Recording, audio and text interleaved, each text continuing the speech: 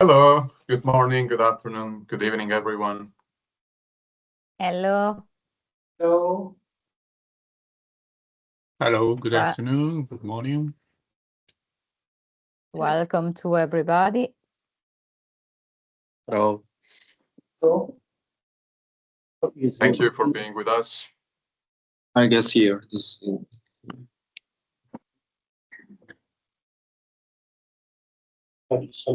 Yes, please. Laptop or something.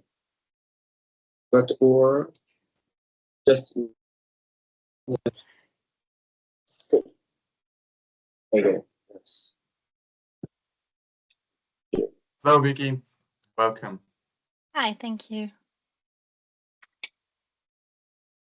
Let's allow a couple of additional minutes Hello. for all speakers to connect. Hello, Ari. Thank you very much for being with us. Can you hear me? Can you hear? Yes. Yeah. Okay. Well, Yes. Hello. Thank you very much from IEA.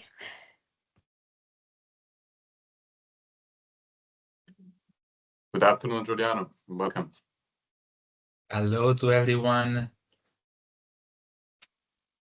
So 1 or 2 minutes more and then we can begin. I kindly ask you not to allow any other people into the meeting, but to leave this feature to us so we can filter in case some external registrants will access prior to the actual start at 1 p.m. CEST.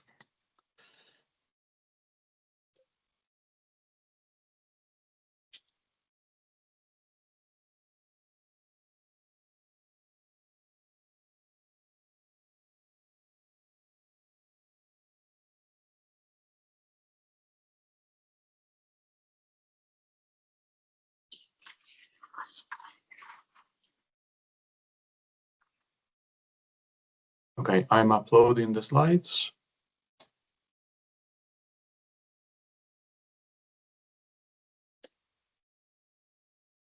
Maria, as soon as the slides are up, you're free to take control if you wish. Okay. Thank you.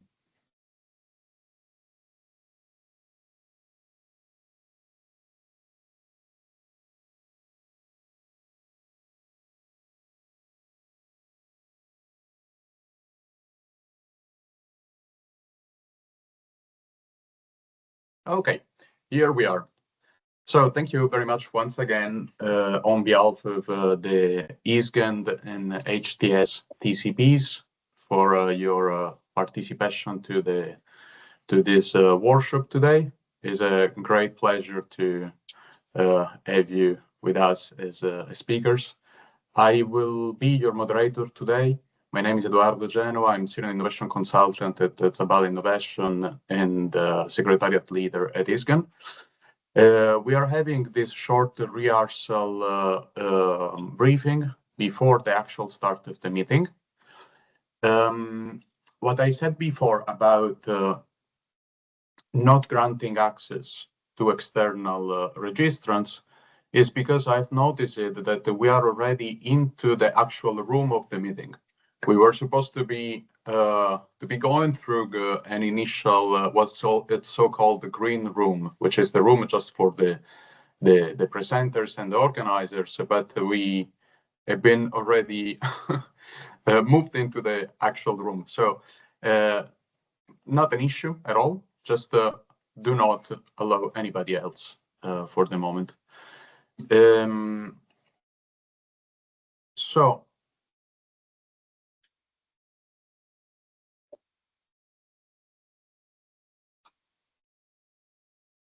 a couple of information about the use of the Teams webinar. I'm sure that most of you are already familiar with it, but I would just like to make sure that a few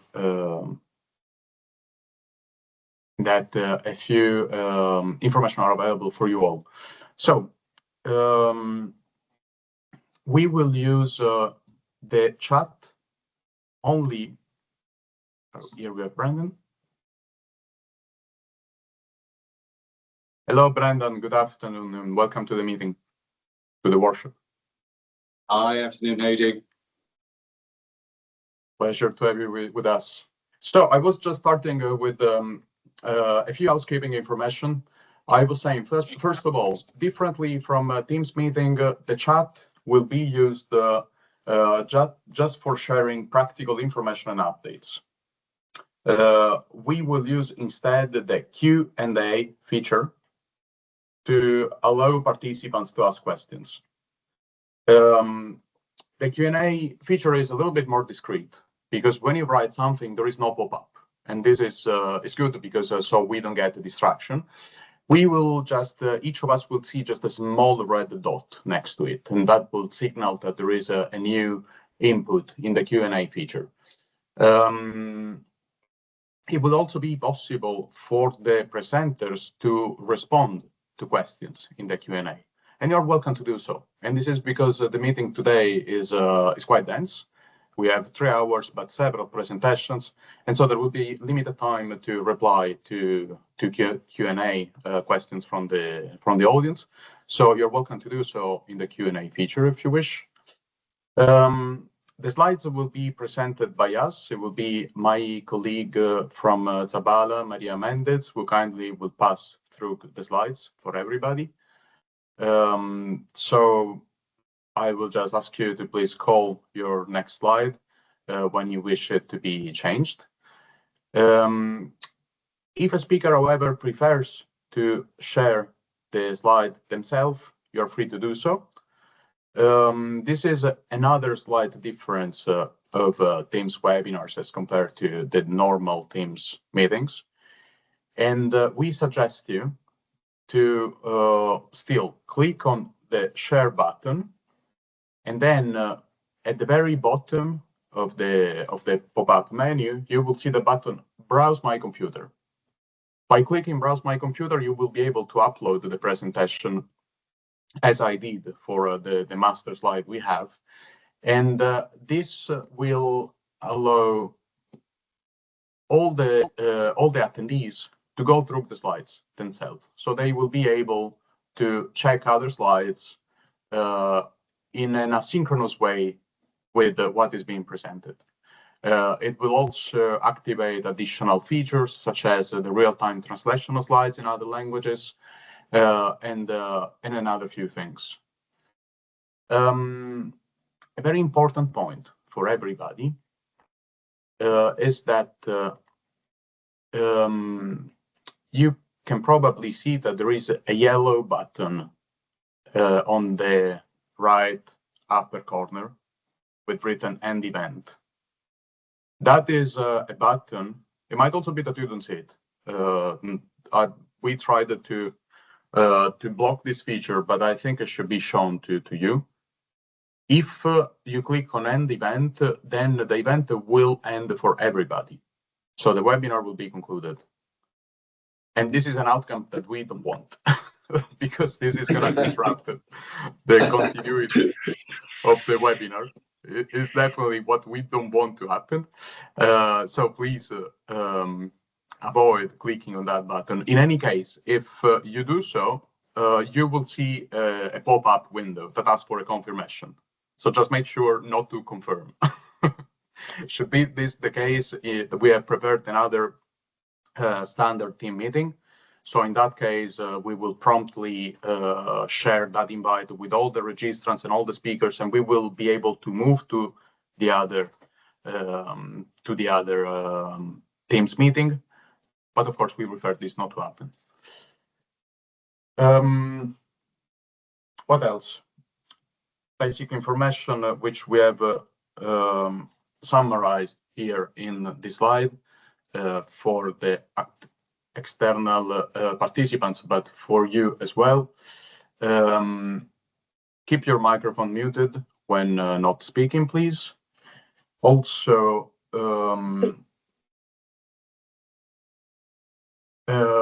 then please use the raise hand feature to speak during the Q&A session at the end. As we said before, let's use the Q&A feature for sharing questions or replying to questions, the chat only for technical announcements. Also, if you encounter any technical issues, please let us know through the chat. I will also use the chat as timekeeper. So in case some of you go significantly beyond the time which is allowed for each of the speakers, I will signal this in the chat. As said, we have quite a dense agenda, so it is important that we try to stay within the time that has been allotted to each of us. And then, last but not least, the workshop will be recorded, and it will be made available afterwards on the ISGAN channels. Any questions? Any doubts? I'm sorry. When I was a little late, the allotted time, so I be cognizant, is how is it 20 minutes per speaker or presenter? I'm sorry. In your case, Peter, it will be 10 minutes. Let's Even go. better. Okay. That's fine. Because I obviously have a clock, so I'll just make sure, to be cognizant. That's all. And I think I understood you that you'll be scrolling the slides, and we just will tell you, can you go to the next slide? But in addition, we can share the screen. I was a little confused on that one. Yeah, that's correct. That's correct. We will be sharing the slides. It will be Maria, my colleague. However, in case you think it's necessary to share your slides, or you would like to share your screen for any reason, you can do that. I see. Okay. But the standard procedure is us sharing. That's fine. Okay.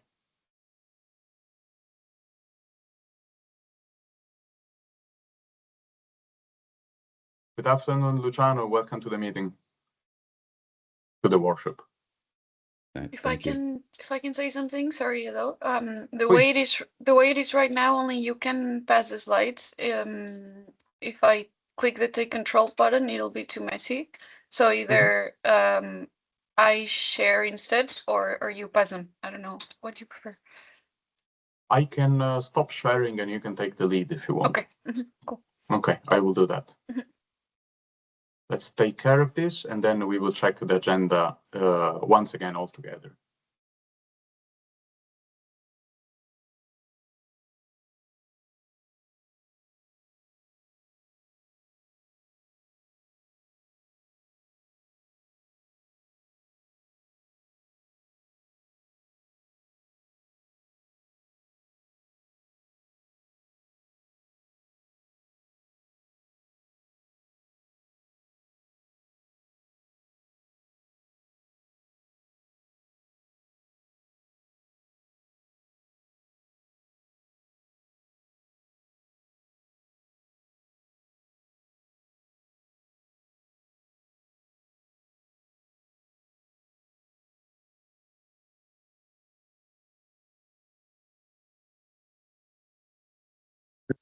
Yes.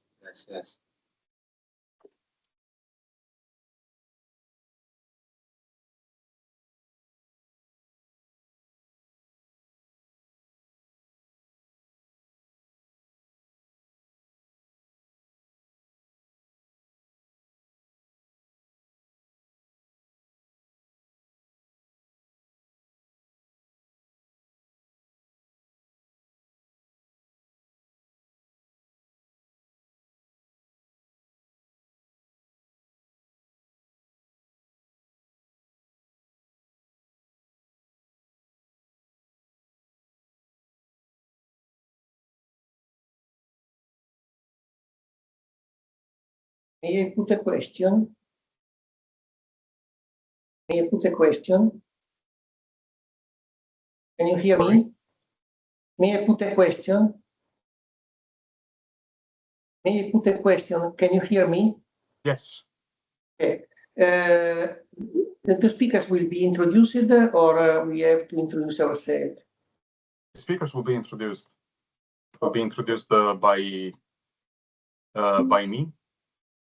before giving you the floor. Thank you very much. You're welcome. Yes, and also I must say, I have to leave at 3 o'clock, so I'm not staying for the discussion part, unfortunately. But I have my email in the last slide, so if someone is interested to contact me afterwards, it's also fine for me. Sorry, I have some coalition with internal activities here and there. Thanks for letting us know. It is not a problem. You are scheduled to finish 20 minutes before 3.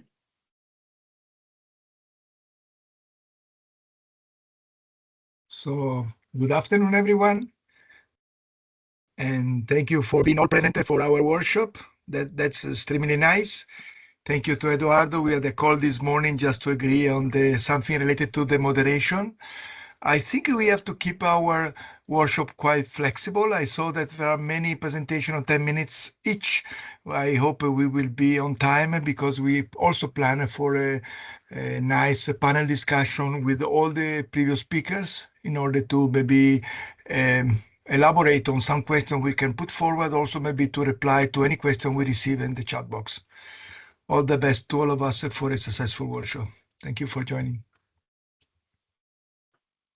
Thank you, Luciano. So maybe we can make use of these last few minutes before we start to check very quickly the agenda altogether.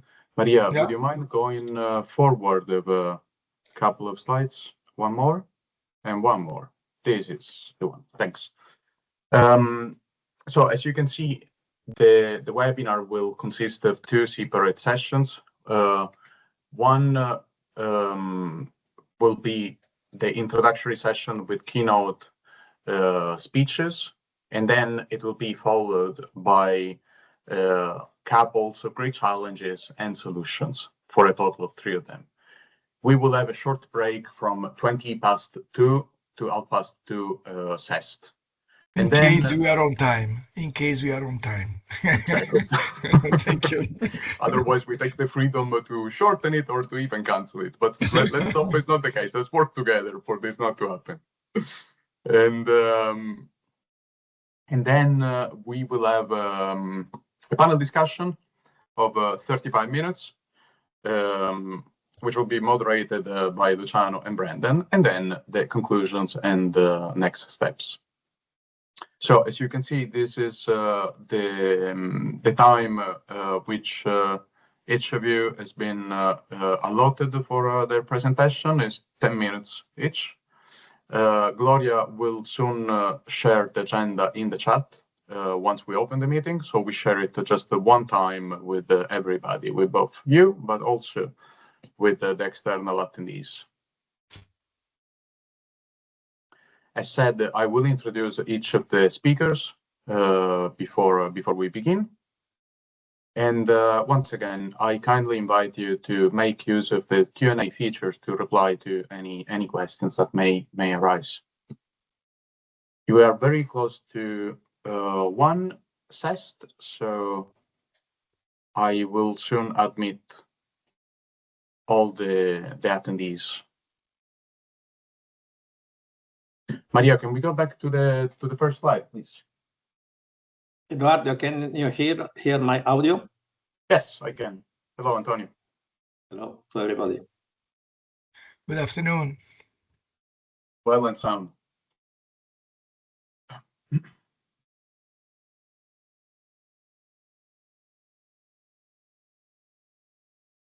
So we keep camera on only when we are speaking in presentation and then in the panel. Yeah, that's better. The camera. Yes, okay.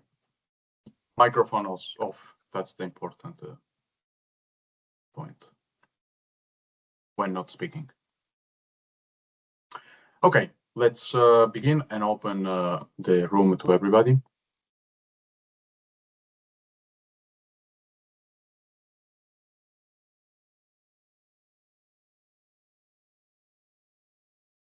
Hello, good afternoon, good morning, and good evening to everybody.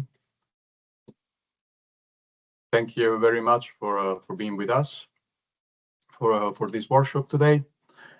Let's allow a couple of additional minutes for some other attendees to join, and we will soon begin.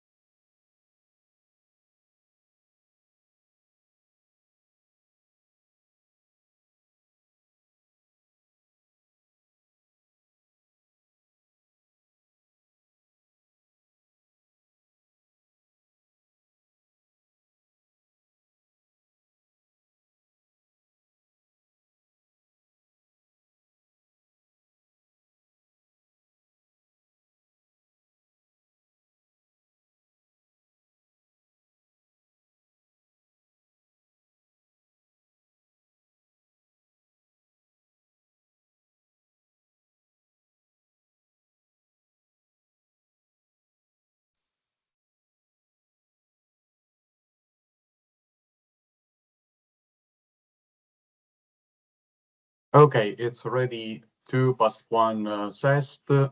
I would say it's time to begin with the workshop. So thank you very much for being with us today for the workshop on super smart grid superconductivity and smart grids for power system transformation. It is a joint event organized between the technology collaboration programs of the International Energy Agency, the High Temperature Superconductivity, also known as HTS TCP, and the International Smart Grid Action Network, usually shortened as ISGAN.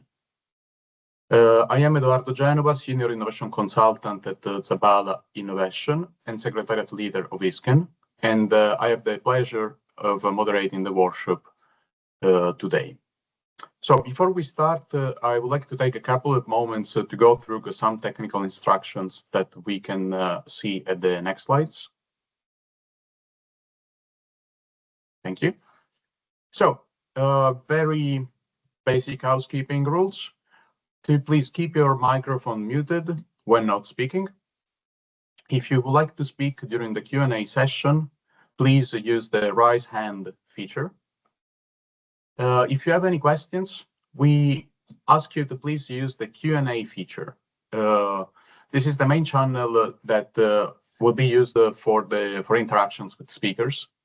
Question will be answered in the chat, and if the time allows, they will be also addressed during the panel discussion in the second half of the workshop. On the other hand, the chat will be used for practical information and updates only. I would like to remind you that the workshop will be recorded today. And as a very last thing, if you experience any technical issues, please use the chat to inform us, or also feel free to reach out via emails. We will now begin with a welcoming and introduction from Luciano Martini, ISGAN Chair, and Laura Serri, Chair of the HTS TCP. Luciano Martini is the Director of the Generation Technologies and Materials Department at Ricerca sul Sistema Energetico, RSC. He is the Chair of the Executive Committee of ISGAN, Director of the Green Power Future Mission, Coordinator of ERA Joint Program on Smart Grids, and member of the governing board of the EDIPSnet. Laura Serri is a research group leader and project manager at RSC. She is the chair of the HTS TCP and has over 30 years of experience in wind and ocean energy, superconductivity, and electro-optics. Her work centers on applications within the energy and electrical systems. Luciano, please, the floor is yours. Okay, thank you, Edoardo, for the nice introduction. And also, good morning, good evening, good afternoon, everyone, also from my side. I'm very glad to be engaged in this workshop. I'm very glad also we succeed in organizing this workshop after a long time. It's a great opportunity also for me to keep in contact with my old friend from the HTS TCP. And now maybe it's also the right time to try to join forces. That's why we organize this workshop. You know that the power system, energy system at large is facing a deep transformation. This is also because of a very important global trends like a massive integration of renewables, deep digitalization that also allowed to take into account for the deployment of distributed energy resources and the need for advanced control and monitoring and automation of our system that now is becoming more and more complex due to millions of devices and components that are connected through this system. So I think this transformation need to be done in a proper way in terms of time, in terms of efficiency, and this is like the moment where we look to all possible solution, potential innovation and innovative solution that can be applied in system. So we really look at the HTS as a potential technology that can provide us with additional opportunity how to make this transformation possible. As I said, was already anticipated by Eduardo. We organized this workshop in a way that we start with the challenges that we are facing, addressing the transformation of the energy system, and then we propose or we analyze a possible solution coming from the HTS technology. So I think this is a nice format that make also think possibly be discussed at a kind of a practical level. And on top of that, all the speakers will be engaged in a panel discussion that Brendan from IEA and myself will try to moderate, and then we will come to some final conclusion that is not final, because I hope that this will just be one step toward our collaboration. I think I can stop here and give the floor to Laura for her opening remarks. Thank you.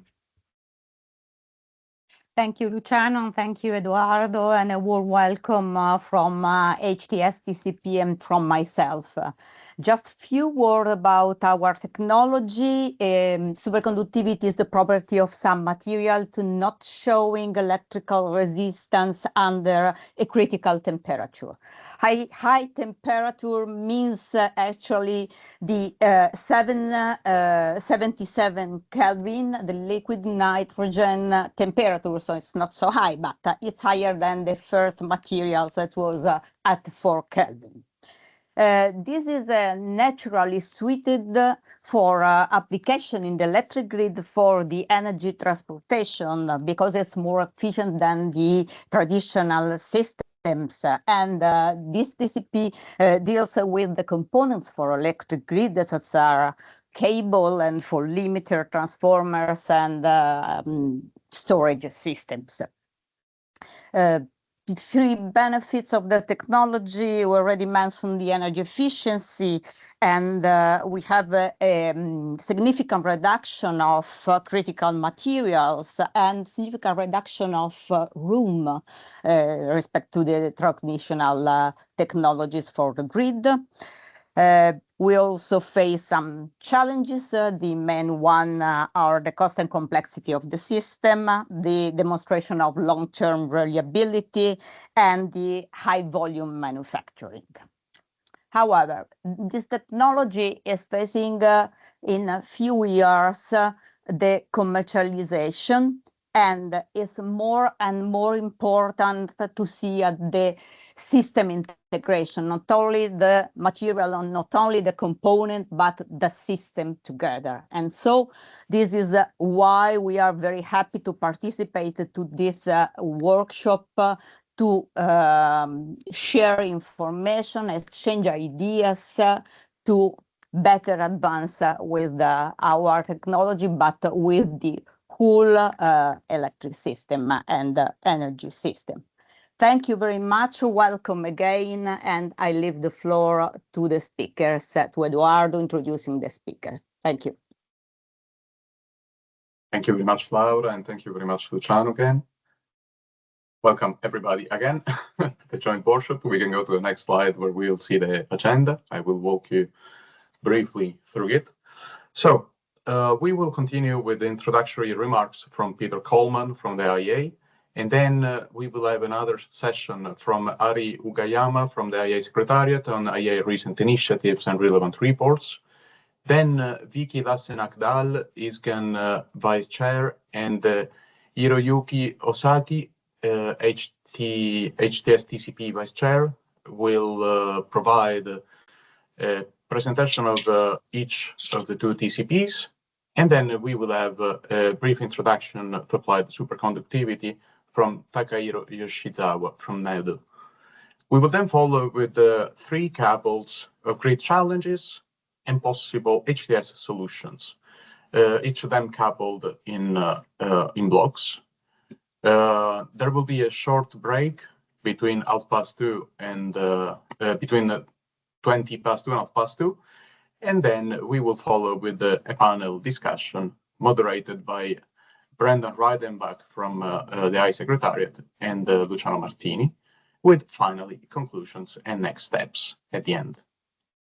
So we can now go to the next slide. I will pass the floor to Peter Coleman, who is IEA Renewable Energy Division and Senior Project Manager, at the Renewable Energy Division of the IEA since March. He previously worked for the UK Department for Energy Security and Net Zero and has a background in bioenergy and land use. Peter, the floor is yours. I realise in listening to Luciano and Laura that what I'm about to say echoes many of the themes that they've already mentioned. So good afternoon, colleagues. It's a pleasure to be here with both communities. We're entering a transformative era. The IEA recently coined the term the age of electricity, and that's not an exaggeration. As we accelerate the deployment of data centres, heat pumps and electric vehicles, our reliance is more critical for society. Today, we don't just talk about the energy transition, we must navigate a complex landscape of geopolitical shifts, energy security and supply chain resilience, particularly also regarding critical minerals, a key IEA priority.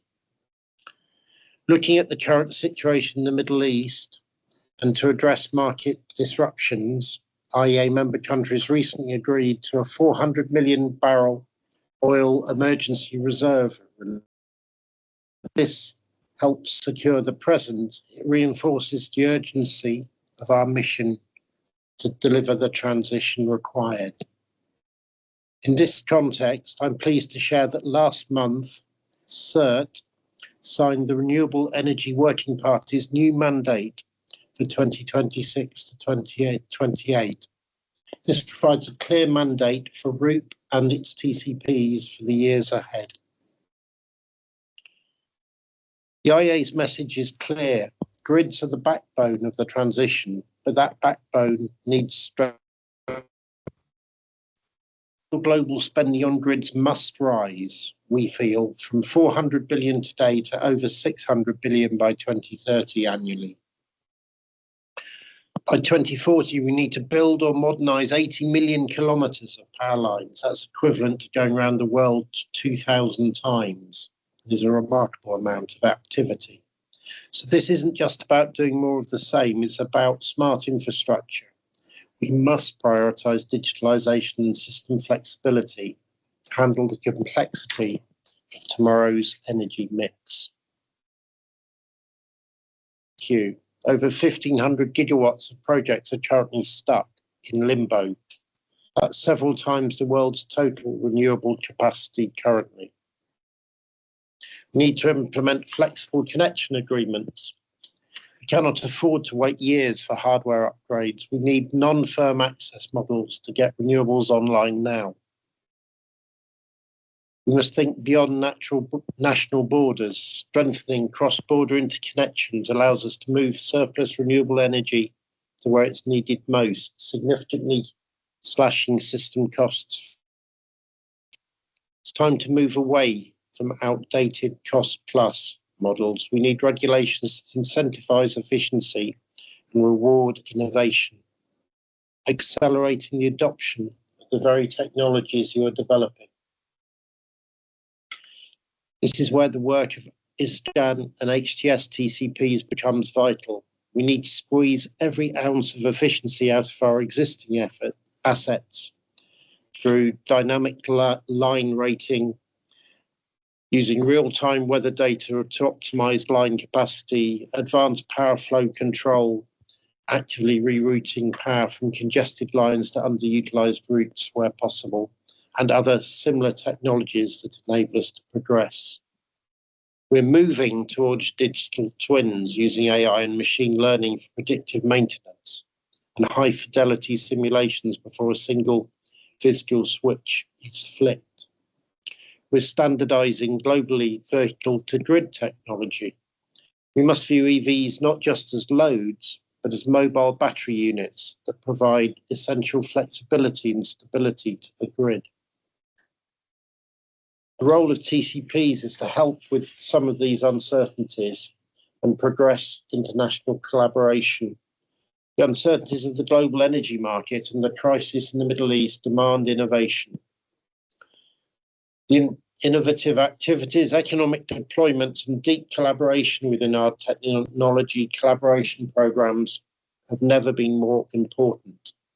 It's inspiring to see two TCPs working together to turn these challenges into the infrastructure for a secure, sustainable future. I hope you have a fascinating afternoon, and I look forward to your time.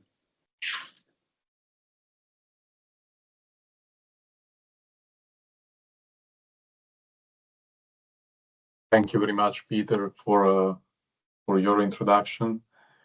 I will now pass the floor to your colleague, Ari Ugayama, who is an energy analyst at the Renewable Energy Division of the IEA, and he works also as the liaison officer for several TCPs. Ari, please, the floor is yours. Yes, thank you so much for introduction. So my name is Ari Ugayama, energy analyst, as you mentioned, in the IEA. TCP clubs as well. Yes, thank you for the organizing this special workshop, especially Luciano, chair of ISGAN, and Lola, chair of HTCS, and Edo as well. Thank you so much. Yes, please go move on to the next slide. Please, next. Yes. Here, we have IEA family 33 members, countries, and we are highly delighted to welcome Colombia as our newest IEA member last February in the governing board, and Vietnam also joined as an association countries. And the last one, Brazil, shift to their accession countries, and India is under the formal process towards the membership, the IEA. Next slide, please. Yes. Energy Innovation Forum held on 2 months February, co-hosted with the Netherlands in conjunction with IEA ministerial meeting. About 300 participants from the 40 countries, 10 ministers, 45 startups, and 60 corporates, including 45 represented at CEO levels. Next, please. Yes, here, as you can see here, core analysis on renewables in the last year and the before the last year. Recently, we have published core analysis terms of renewables. Today, we want to highlight the red colored right-hand side report. On next slide. Yes, not only renewables, we have a lot of kind of reports and have been published.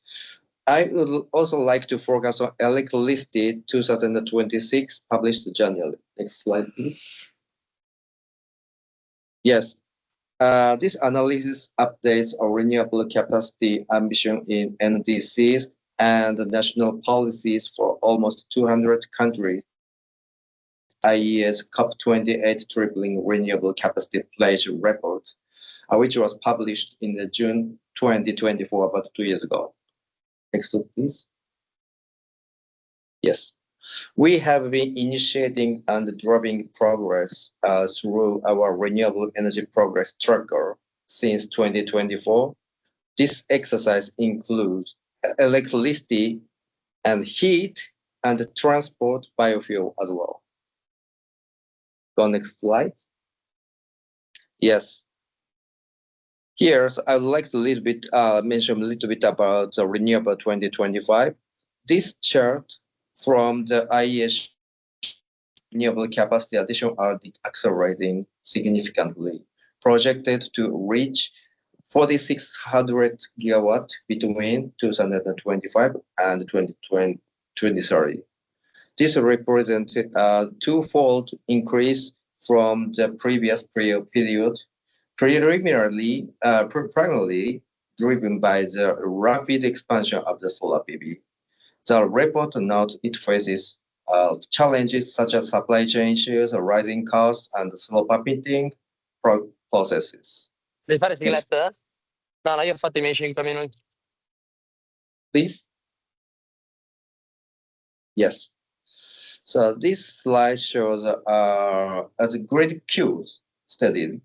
While total capacity has slightly dipped as a mix is shifting, early stage projects are declining, while high viability late stage and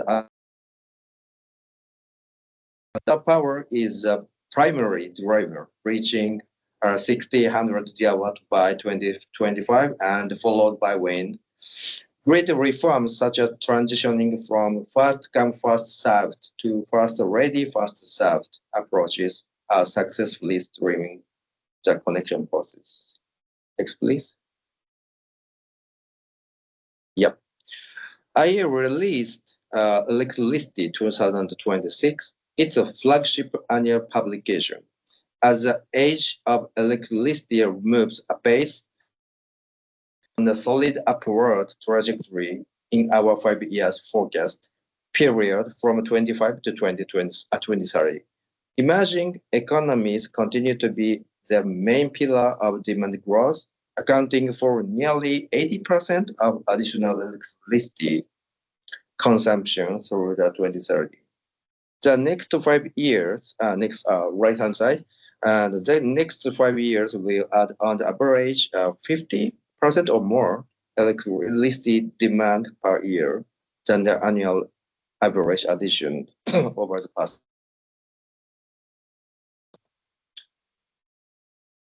Please. Yes. Low emission energy sources such as renewables and nuclear will see their share in global electricity generation rise to 50% through 2030, up from 42% in 2025.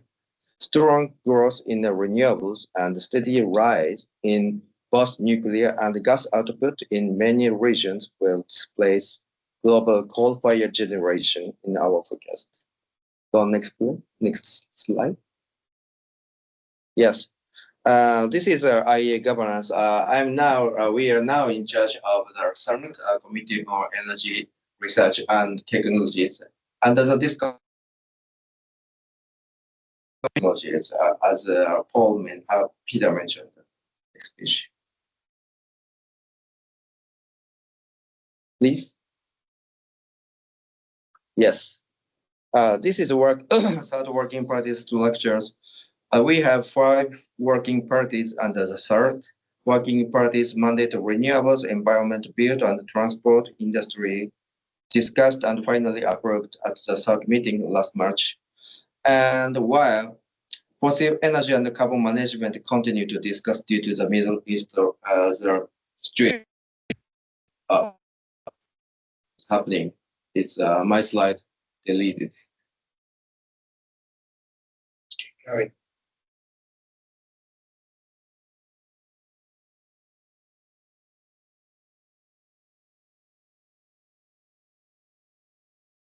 Yes, please, page 14. Please go down, down, down, down, down, down. And page 14 for my slide. Our color. Few more. More, more, more, more, more, more, more. That's Yes. it. Yes. It's okay. Okay, right. We have total 38 TCPs and about 1/3 total 12 TCPs, including ISGAN and HTS, are under the Renewable Energy Technology Working Party. Go next slide. Yes. Renewable Energy Working Party meeting was, and the new chair was elected, and the Renewable Energy Working Party mandate was discussed, but not reached a conclusion at that time. CERT finally approved the renewable mandate on the 10th March, as I mentioned earlier. Renewable Energy Working Party 89 meeting will be held next month, 6th and 7th. And given that Renewable Energy Working Party mandate approved, we will restart discussion for the Renewable Energy Working Party strategy plan and the implementation of the policy change due to the Middle East situation as well. So next page. Yes, this is just an introduction for the TCP coordination groups. We have a total 8 coordination groups right now, and especially this workshop related, I think, energy system flexibility. This activity is so active. And the next stage we are now discussing. One next page. Yes, this slide shows we are now planning and convening the TCP Universal Meeting 2 months later, 8 and 9 June, in conjunction with meeting. Yes, we can discuss here its new topics, TCP contributions to IEA member objectives, or how to measure impact, or what's working well, and what can be improved in the TCP operations, something like this. So next slide. Yes, just for introduction for the Laura and Luciana's our National TCP Days. National TCP Days is very active now, and we so far 7 days, and in addition to this, Italy in Rome, as far as I know, to host the TCP Days end of April 29th and 30th, I think. Yeah. Just for introduction for you. Yeah, that's all for now. If you have any questions or any comments, please let me know, or email, or just now, so we have a rest of time. So if you have any questions, please. Thank you very much, Ari, for these relevant updates about the IEA and the relevant reports that have been published recently. And thank you again, Peter, for your opening words on the importance of the topics that we are here to discuss together today. If you have any questions, feel free to please put them in the Q&A. We will now pass on the floor to Vicky Lassenagdal, who is project coordinator at the Energy Technology Department and Demonstration Program and an advisor at the Danish Energy Agency. Most of all, she is, as far as the workshop today is concerned, she is a vice chair of the ISGAN TCP. Her work centers around system integration, electricity storage, and transport. We can go to the next slide. And the next. Okay, Vicky, please, the floor is yours.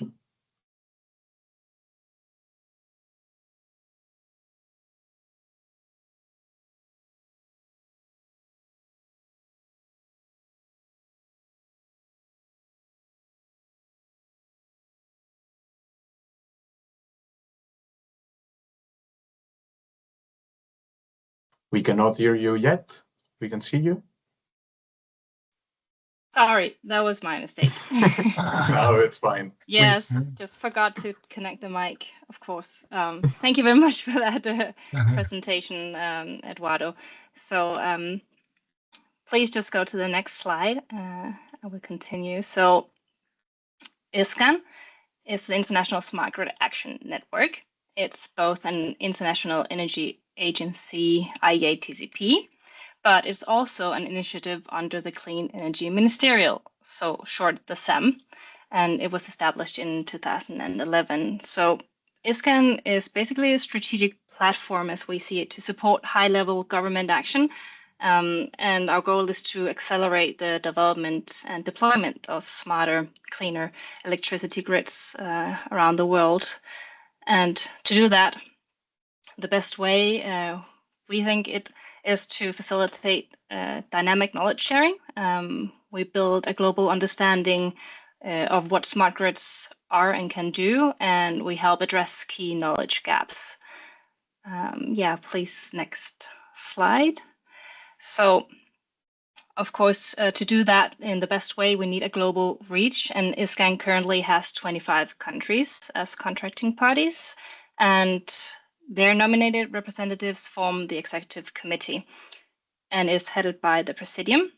Here you see John, myself, and Luciano as chair. And we also get great support from our two co-secretariats and the operating agent. Yeah, so not so much more of that, but we are basically covering most continents. But of course, we always try to enhance our reach. So yeah, it was right with the next slide, sorry. So what we do basically is our activities are organized into 6 standing working groups, which might be a bit different from other TCPs and how they work. But the working groups are continuously dealing with the relevant grid-related topics, which are yearly approved by the EXCO. And the working groups are developing protocols, tools, standards, and sharing best practices. And on that note, there is a great focus on dissemination in ISGAN. And this is why we, as you see in the figure to the right, have the communication working group as a working group of its own. This is where we coordinate communication and outreach across all of the working groups. We have virtual learning webinars to share grid-relevant knowledge. And we also, under this working group, have established something we call the Lighthouse Project, which is a joint initiative where all the working groups contribute to key priority theme, and the theme is then defined by the EXCO. So we see a key area that needs a special attention, and all the working groups deliver the knowledge that they have on this specific topic, which is now on long-term planning. And I think you're going to hear a bit more about that later. Yeah, but basically the working group here ensures that ISGAN knowledge is both aligned within our TCP, but also shared and amplified. Then we have the working group number 3 that develops methods and tools for assessing flexibility, to gain the best knowledge about grid investments in different countries. Then there's the working group 5, Smart Grid International Research Facility Network, or SURFN for short, where they develop standards for advanced testing and data environments for smart grid technologies to make sure that these are all aligned on a global scale. So then there is working group 6, Power Transmission and Distribution Systems. And they deal basically with future power system impacts, and that could be system integration and hydrogen or cyber resilience. Yeah, then there's working group 7, the Smart Grids Transition, where they assess best practices for more regulatory institutional pathways for grid transformation. And last but not least, the working group 9 on flexibility markets, that looks on different market designs around the world, and how they integrate flexibility into this planning. yeah, that was basically what I had to say about that. So our combined work in ISGAN is mostly it's just delivering impact through webinars, workshops, and technical papers. So it's not so much doing direct development of new energy technology, but is a flagship. We have, or maybe actually go to the next slide.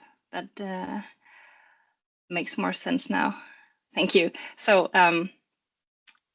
this is just basically a summary of all the things that we deliver, but I just wanted to highlight a flagship where we do each year an annual policy brief, providing concrete recommendations to policymakers, and it is presented at the Clean Energy Ministerial each year, so to the energy ministers of the world. And with that, we also have the ISGAN Awards that is presented here as well. And it is a partnership that we do with the Global Smart Grid Federation, where we have each year a new theme, like long-term planning, which this year is aligned with our Lighthouse project. But the year before that, it was on smart solutions for enhanced grid operations. So we do define a theme and invite projects to apply, and then an individual board decides which projects showcases the highest impact. It has to be scalable and has to be innovative grid solutions. And then of course the winners gain higher level visibility at the Clean Energy Ministerial, and this is something, or delivery, that we are very proud of as well. Next slide, please. So I mentioned that we worked with the GSEF. It's historically a very long-standing partnership. And regarding all of our partners, we say we have partnerships because our approach to this is to align our efforts in ISGAN to avoid any overlap, and of course also co-create solutions as we are doing here today. These are, so historically some of the most important networks that we collaborate with that are mentioned here on this page. But of course, there are many other networks that we look to make sure that we are all aligned. Thank you. Next slide. Oh, maybe this wasn't my presentation. Next slide. Okay, something is wrong. Never mind. I'm just going to talk out from, I guess this will be then the last slide. Yeah, okay. Doesn't matter. I'll just take it on the fly. So I just wanted to end this presentation with highlighting how ISGAN and HTS could collaborate. So the reason why we're here today is, of course, to explore how the two TCPs can collaborate to enable a future grid. And I did ask an AI, because of course in this area I couldn't resist, what it thought collaboration might look like, and it generated a really nice picture. As expected, it is a perfect match, and I'm sorry you cannot see it. It was beautiful, but as we all know, in reality, it's rarely that simple in practice. So the shared goal that we have, enabling the future grids, is just something that we can take away from this, and a great starting point for the discussion, where ISGAN sort of brings a systematic perspective, and HTS can bring a technology perspective and solve specific bottlenecks that can lead to a faster, more effective grid transformation, which we all are leading towards. And as I mentioned by the previous presenters, both the pledge to triple renewables by 2030, as well as geopolitical developments, it's all truly putting pressure on grid infrastructures on a global scale. And we are already seeing grid bottlenecks delaying renewable connections. Last month in Denmark, it got really real. So a focus on not only climate, but also that if we do not reach these goals and get the grids that we need, we are risking energy security and the lowering of energy costs. And just one last highlight, which a report recently stated in Denmark that at least in Denmark, the electricity prices are at a steady state. It has not been affected by the geopolitical developments and the high rises in oil and gas prices yet, at least. So that's just a testament to the importance of having renewable energy and the capacity to bring it where it needs to be. So with that, this is exactly where solutions like superconductivity can play a key role by increasing capacity, where conventional grid expansion might be constrained. So thank you, and I hope for a fruitful discussion later on, and I welcome the next speaker from HTS to present. Thank you very much, Vicky, for the presentation about ISGAN and your kind words about the importance of this collaboration between two TCPs. I will now pass the floor to Hiroyuki Osaki, Vice Chair of the HTS TCP. Hiroyuki has been a professor at the Graduate School of Frontier Sciences at the University of Tokyo until March this year.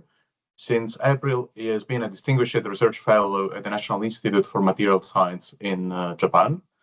His research interest includes applied superconductivity and electrical machines. Hiroyuki, please, the floor is yours. And congratulations very much for the new role. Thank you. Thank you very much for the kind introduction. I'm Hiroyuki Osaki, and I'm a Vice Chair of the HTS TCP. And I'd like to give you a quick overview of the HTS TCP. Next slide, please. Yeah, the High Temperature Superconductivity TCP was established in 1990, so approximately 4 years after the discovery of the high temperature superconducting material. And the HTS TCP is rather small TCP. We have 5 member countries and 1 invited member, so CERN, and 1 observer, so Denmark. So this is our organization of TCP. So next slide, please. And this slide summarizes the key outcomes of the HTS TCP, including annual reports, technology roadmaps, scientific and technical articles, an interactive map of the ongoing and completed projects, and so on. Most of these outcomes are publicly available on the HTS TCP website, so www.IEAHTS.org. And on this slide, you can see some examples of these deliverables. The 2 on the left are report covers, and the next is the peer-reviewed journal paper. So actually, this is the IEEE transaction paper. And the one on the far right is a poster presented at last year's European Conference on Applied Superconductivity. Next slide, please. So the application readiness map report organizes the outlook for the technology readiness level, so TRL, of AC and DC cables, fault current limiters, and transformers in transmission, substation, and distribution systems. For instance, the TRL for DC cables used in long-distance, high-capacity power transmission was at the medium level in 2021 and was projected to reach the high level by around 2040. This is just an example. And a new edition of the application readiness map is expected to be created in the next term of HTS TCP activities. So next, please. And this is the different examples. This is a projects map. You can find the interactive projects map on the HTS TCP website. Green symbols on the map indicate active projects, while dark gray ones indicate completed demonstration. When you click on a symbol on the map, so next, please. Next, yeah. So you can find the brief project introduction on the map. So, and in this project introduction sheet, you can find the reference information, and which will help you find more details about the projects. So anyway, this kind of project map is installed on our HTS TCP website. So next, please. So now I'd like to move on to the topic of submitting documents for the request of extension of the HTS TCP. The request of extension documentation was originally submitted in May 2025. Based on the reviewers' feedback following this submission, the early WP recommended that the CERT approve a 6-month extension of the current HTS TCP term, extending it to August 31st this year. And CERT formally confirmed this decision in February 2026. In line with this decision, we are scheduled to submit the revised ROE documentation this month, so in April 2026. The main revisions concern the timing and processes related to the products, as well as the potential opening of new tasks. So next, please. This slide summarizes the main content of the strategic plan for the next terms, so from the 2026 to 2031, and highlights what is new compared to the current phase. In continuity with earlier work, the HTS TCP continues to aim at accelerating the market adoption of sustainable superconducting applications in the power grid. This remains the central objective of the program. And what is new in this strategic plan is a stronger emphasis on the sustainability aspects of HTS applications. The focus has shifted toward HTS technologies that can contribute to the use of resources in a more environmentally, socially, and economically balanced manner. This shift is fully aligned with the 2026 REWP mandate. The plan also considers the potential opening of joint research tasks.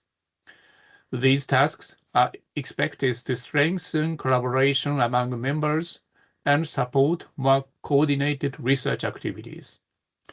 In addition, there is a strong focus on enlarging the membership because there are currently few member countries in the HTS TCP.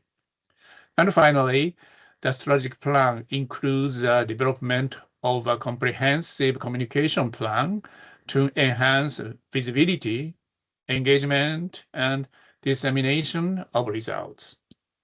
Next, please. This slide provides a higher level of the overview of the program of work and the strategic plan for the next period. One key area of work will be updating the state-of-the-art of high-temperature superconducting technology. This includes reviewing recent technological progress and clearly highlighting the benefits HTS can bring to the power grid, as well as to the other related applications in the energy sector. Another important focus is the analysis of challenges and opportunities related to the commercialization and grid integration of HTS components. This work will be carried out from a stakeholder's perspective, reflecting the view of utilities, manufacturers, researchers, and other relevant actors. Standardization activities will also contribute as a core element of the program, and these efforts aim to reduce barriers, improve interoperability, and ultimately enable wider market uptake of HTS technologies. And finally, the program will investigate potential syntheses, potential synergies between HTS and low temperature superconductivity technologies within the energy sector, with the goal of identifying complementary solutions for future energy systems. Next, please. And collaboration of best practice on specific topics is also expected to be developed in collaborative research tasks. And worldwide, the number of ongoing HTS research and demonstration projects is increasing. Increasing, and these projects are being developed in many different countries. However, the challenges related to system design, installation, and operation are often addressed locally as they arise. As a result, variable experience and knowledge tends to remain fragmented.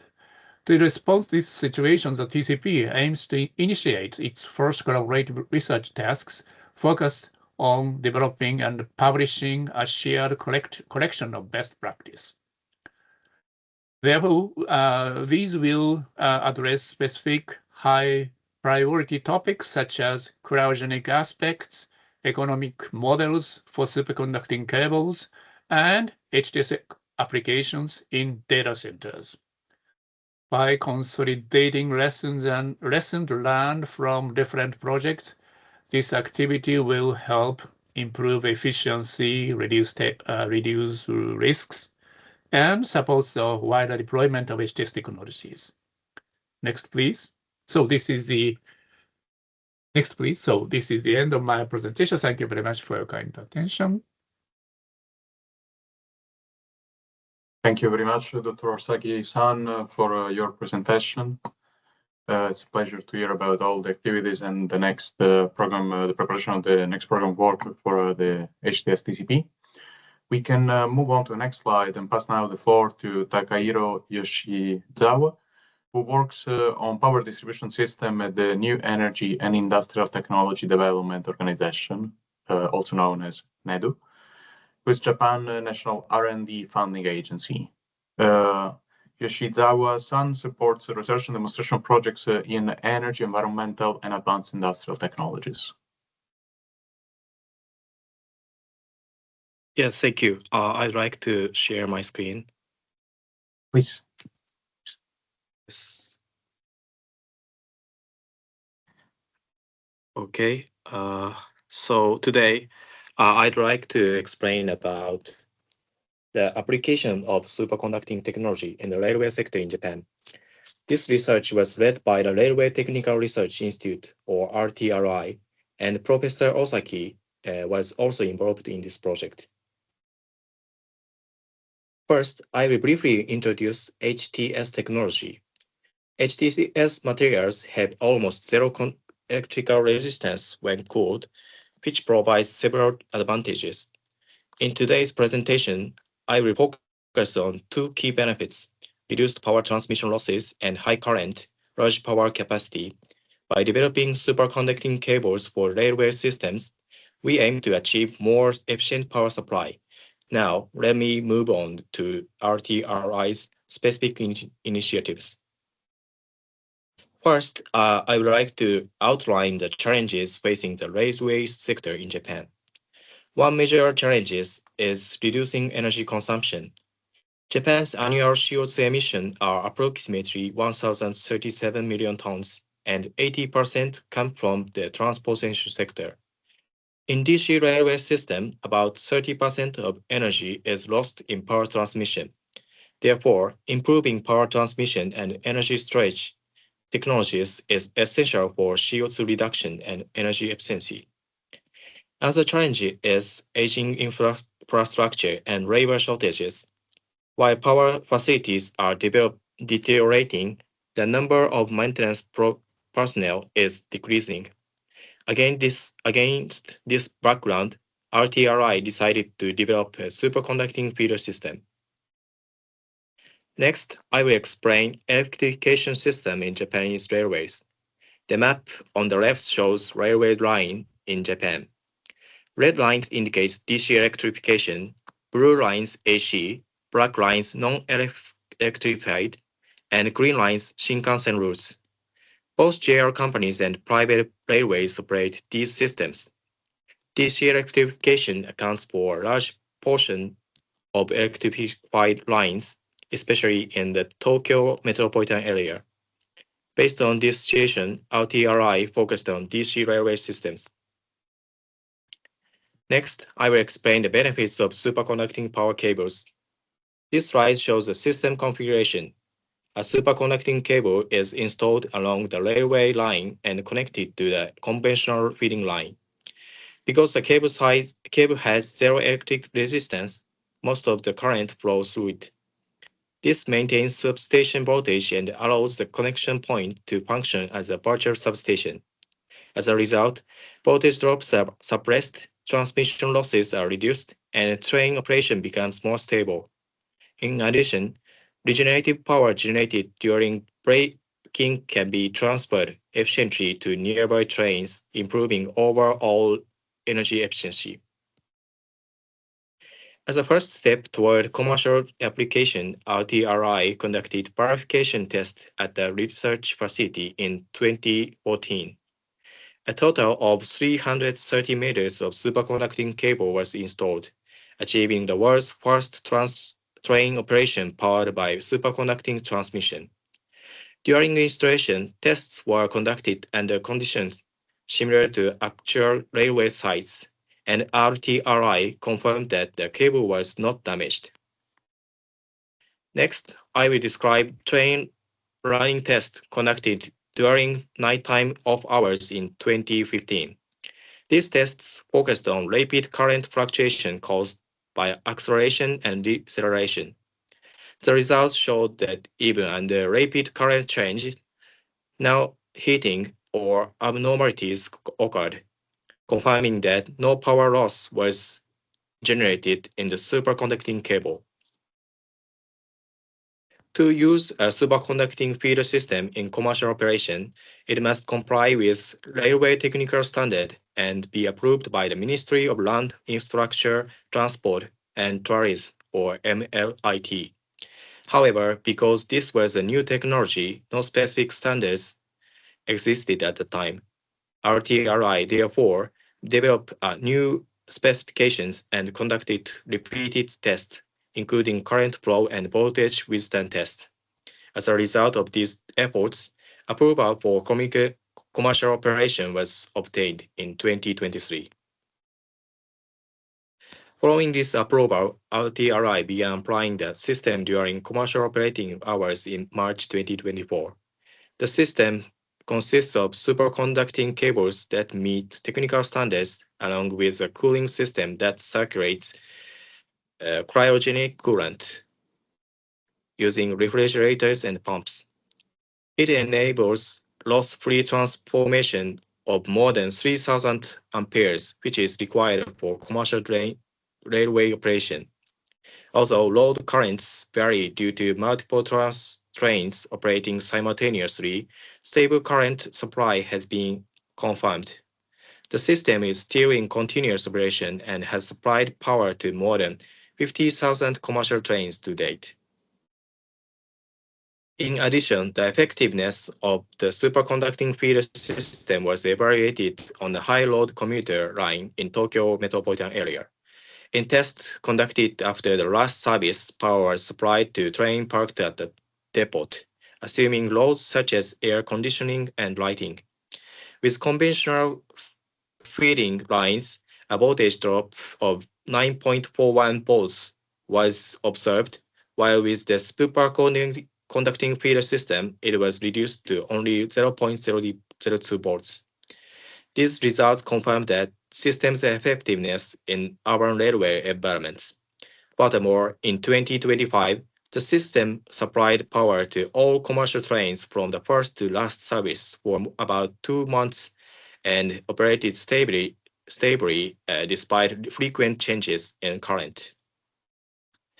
Based on 1 year of stable commercial operation and successful demonstration on congested routes, MLIT announced a new policy in September 2025. The policy aims to commercialize the superconducting feeder system by 2030 and expand their deployment by 2035. Going forward, superconducting technology is expected to be introduced to railway lines in a phased manner. Thank you. If you have any question, please contact me. Thank you.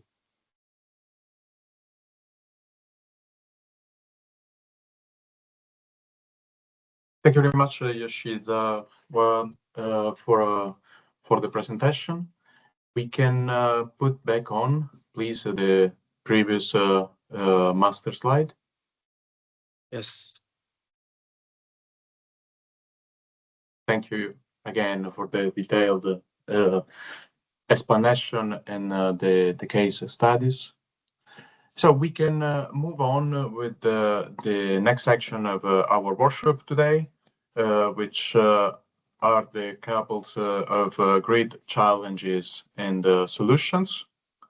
While the presentation is loaded, I will quickly debrief you about the 3 couples we have.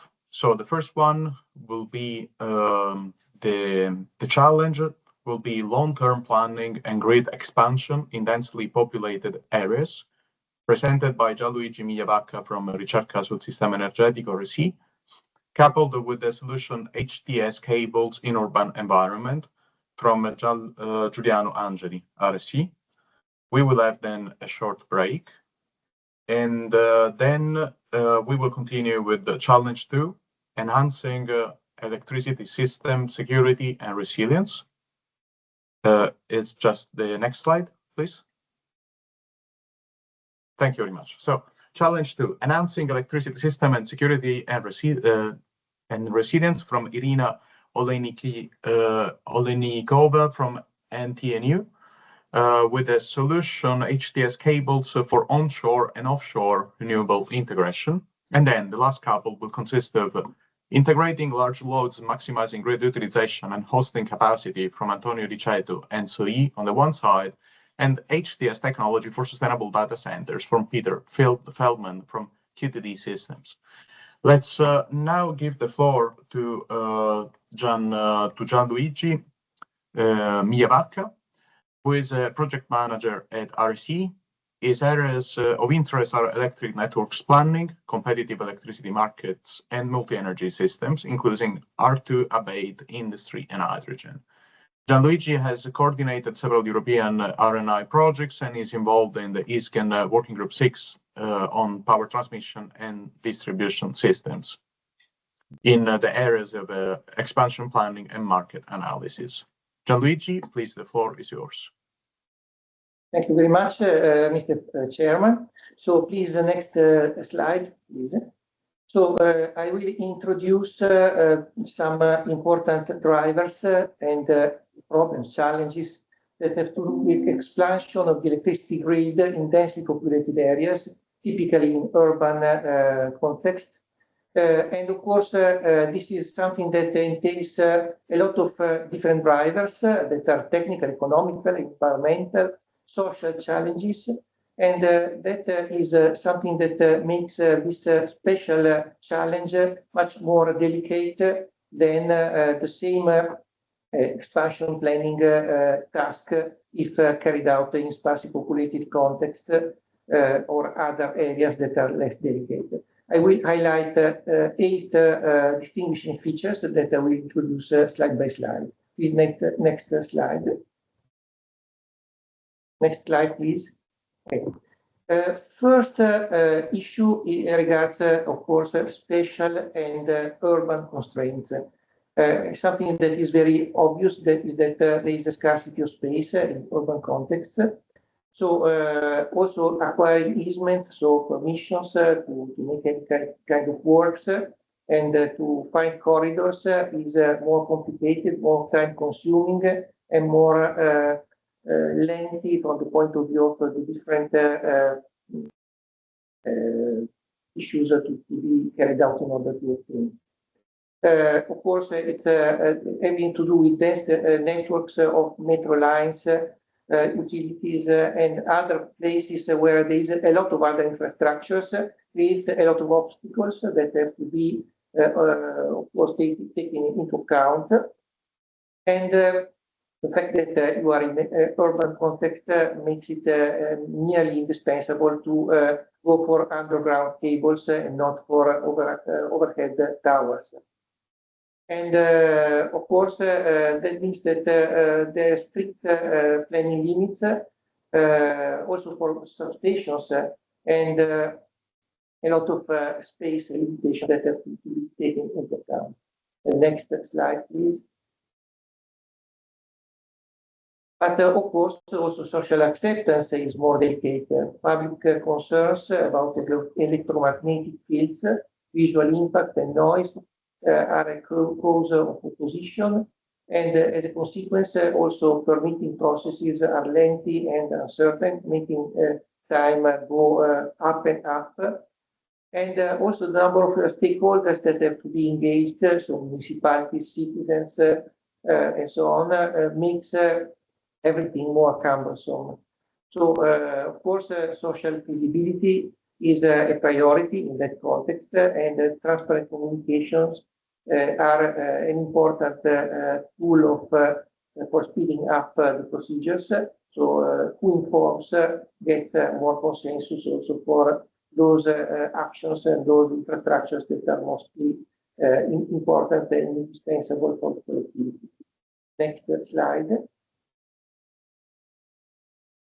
But there is also another important issue that has to do with urban areas. So load there is exceptionally high and concentrated. And also from the point of view of the temporal evolution, temporal profiles that this load shows, there's a lot of spikes, very concentrated spikes, but at the same time also needs to ensure continuity of the service, because they are very important services like part the offices, but also data centers and more important hospitals and other contexts that require absolute continuity of the service. And so grid infrastructure has to planning has to take into account fluctuations, but also be ready to ensure important backups in order to have continuity of the service. Next slide, please. And reliability is, of course, closely related to the previous slide. So there is a critical need for reliability, and that is also reflected in the grid configuration that has to have as much as possible meshing for counter feeding and ring configurations that allow to feed something that would not be possible if just a tree-like structure is in place. Of course, what is operating is still a tree-like distribution network, but you have a counter feeding that ensures that you have, of course, fault tolerance for your system. And also, N-1 redundancy is important in order to avoid service interruptions. Please, next slide. That, of course, implies that the choices for new technological solutions can be considered, even if maybe those solutions are more expensive than traditional ones. So, of course, I was already speaking about underground cabling, but also extra high voltage cables are to be interesting and considered. And of course, in the sector of substations, gas insulated substations that allow to get all the apparatuses concentrated in a lesser space. Also advanced motor technologies, but also not to be overlooked, non-wire solutions like exploiting demand response and network flexibility solutions that can allow to get something without a specific technological solution just by managing the system. Next slide. Of course, there is a trade-off between cost and efficiency, and also from the point of view of the cost-benefit analysis methodology that are typical in order to select the best compromise solution for grid planning, we have to consider what is the best compromise and take into account different trade-offs between, of course, reliability, cost, and the need to ensure for sure a better quality of service to the citizens. And so the last point, next slide. Next one. Of course, the issue of decarbonization is also very high also there. In a situation in which you have photovoltaic rooftops, you have in the future electric vehicles, heat pumps, and you have to take into account all of that with a holistic perspective in which the multi-energy system that is emerging with the different energy carriers is taken into account and optimized altogether and not silos based. And that is making future ready the design of infrastructure that you are preparing for the future time. That is next slide, the last one. In which I make it clear that also planning methodologies have to be adapted and made agile. They have to have a long time horizon risk under the table, on the table, to be modular and ready for a progressive expansion. Be ready also for temporary solutions that ensure short-term reliability where the future and the long-term is prepared. And also, of course, agile and responsive planning that prioritize flexibility, but also enables infrastructure to evolve with the urban growth and the technological progress. Because the technological progress is something that changes the cards on the table every 10 years completely. So that is something that prompts for an agile methodology also for planning, especially in the urban context. Thank you very much.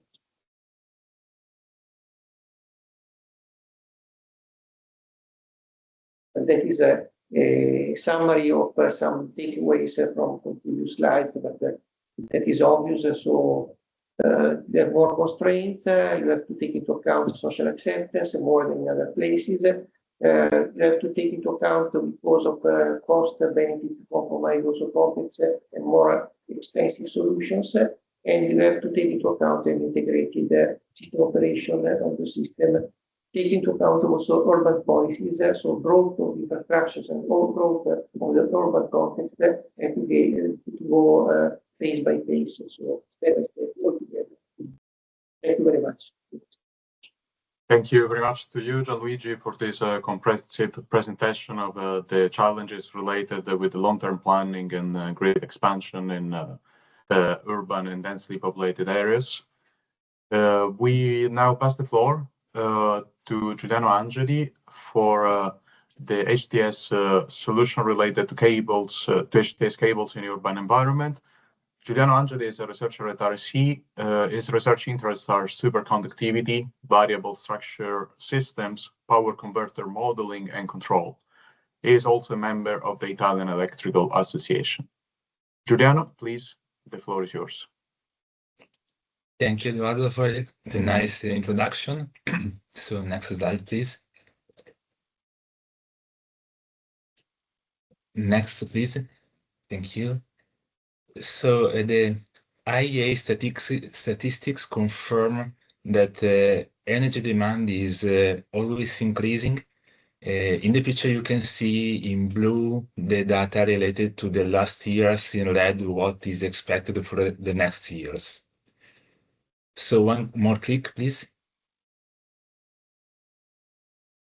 What about urban areas? So urban is a particular environment characterized by strict constraints.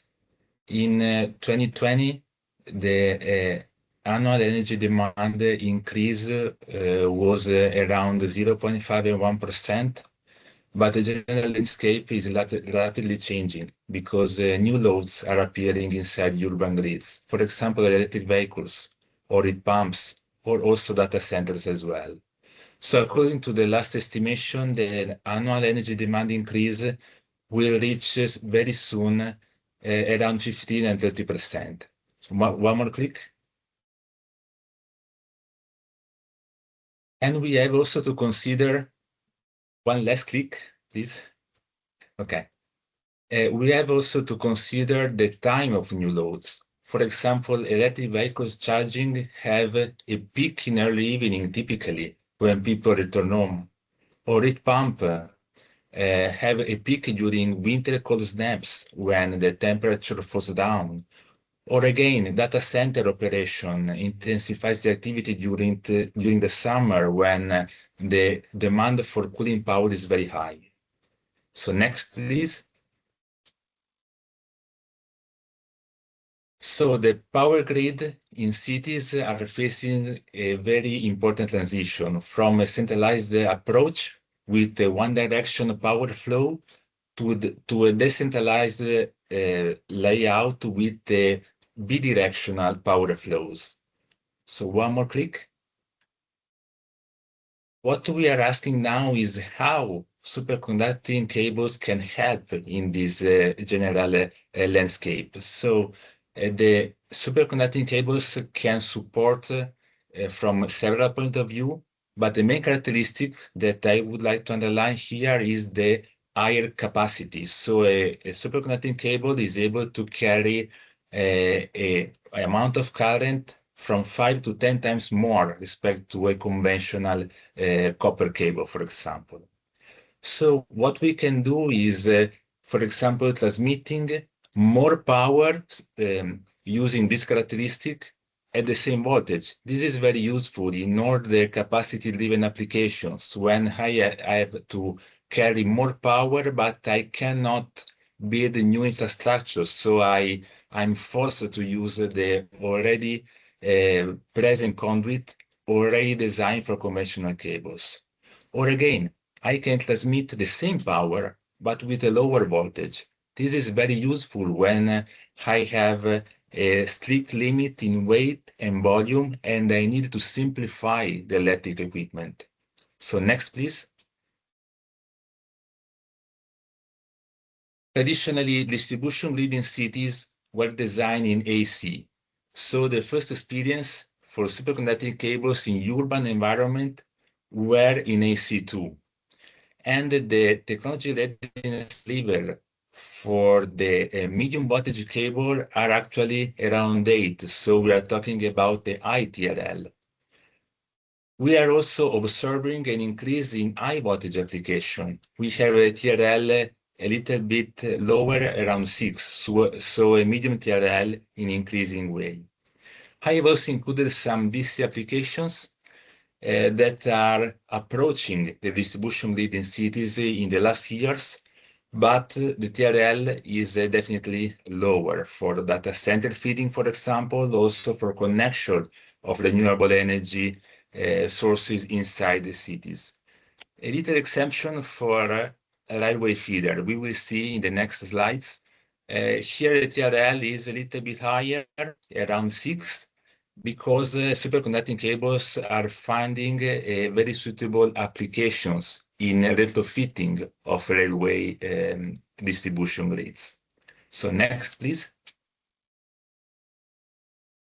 What I try to do here in this presentation is to outline the long trend that superconducting cables did from the first experiences until the most modern experiences and applications. Unfortunately, I will not have a chance to cite all the HTS cable experiences around the world, but I will try to identify some of them that can be considered a sort of milestone along the long path of HTS cables until last year's. So my trip starts with the experience in Japan with the Yokohama project. In the first phase, this was a project concerned with first generation HTS tapes. So please make one more click. Okay. First generation tapes for the Yokohama project.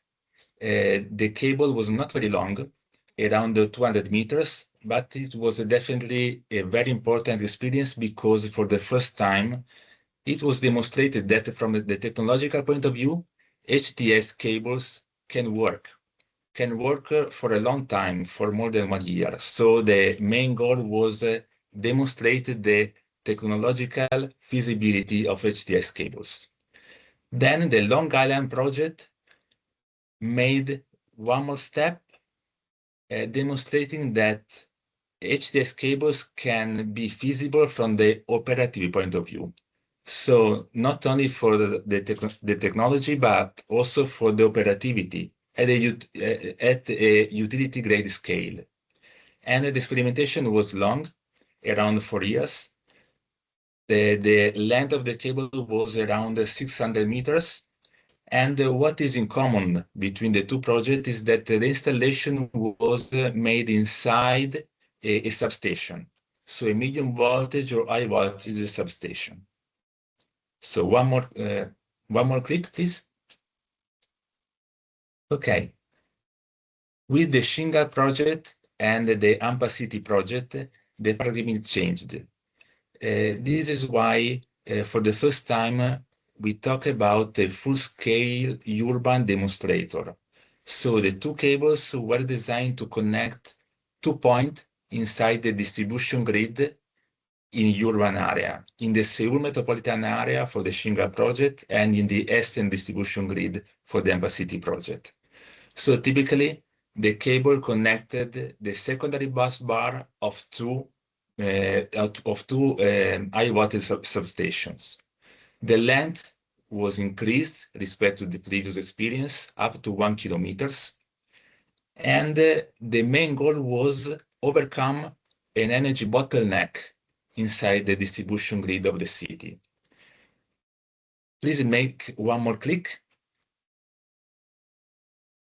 Okay, the AMPA City project tried to make one more step forward because not only overcoming a bottleneck was considered, but also simplifying the distribution grid in the city of Essen.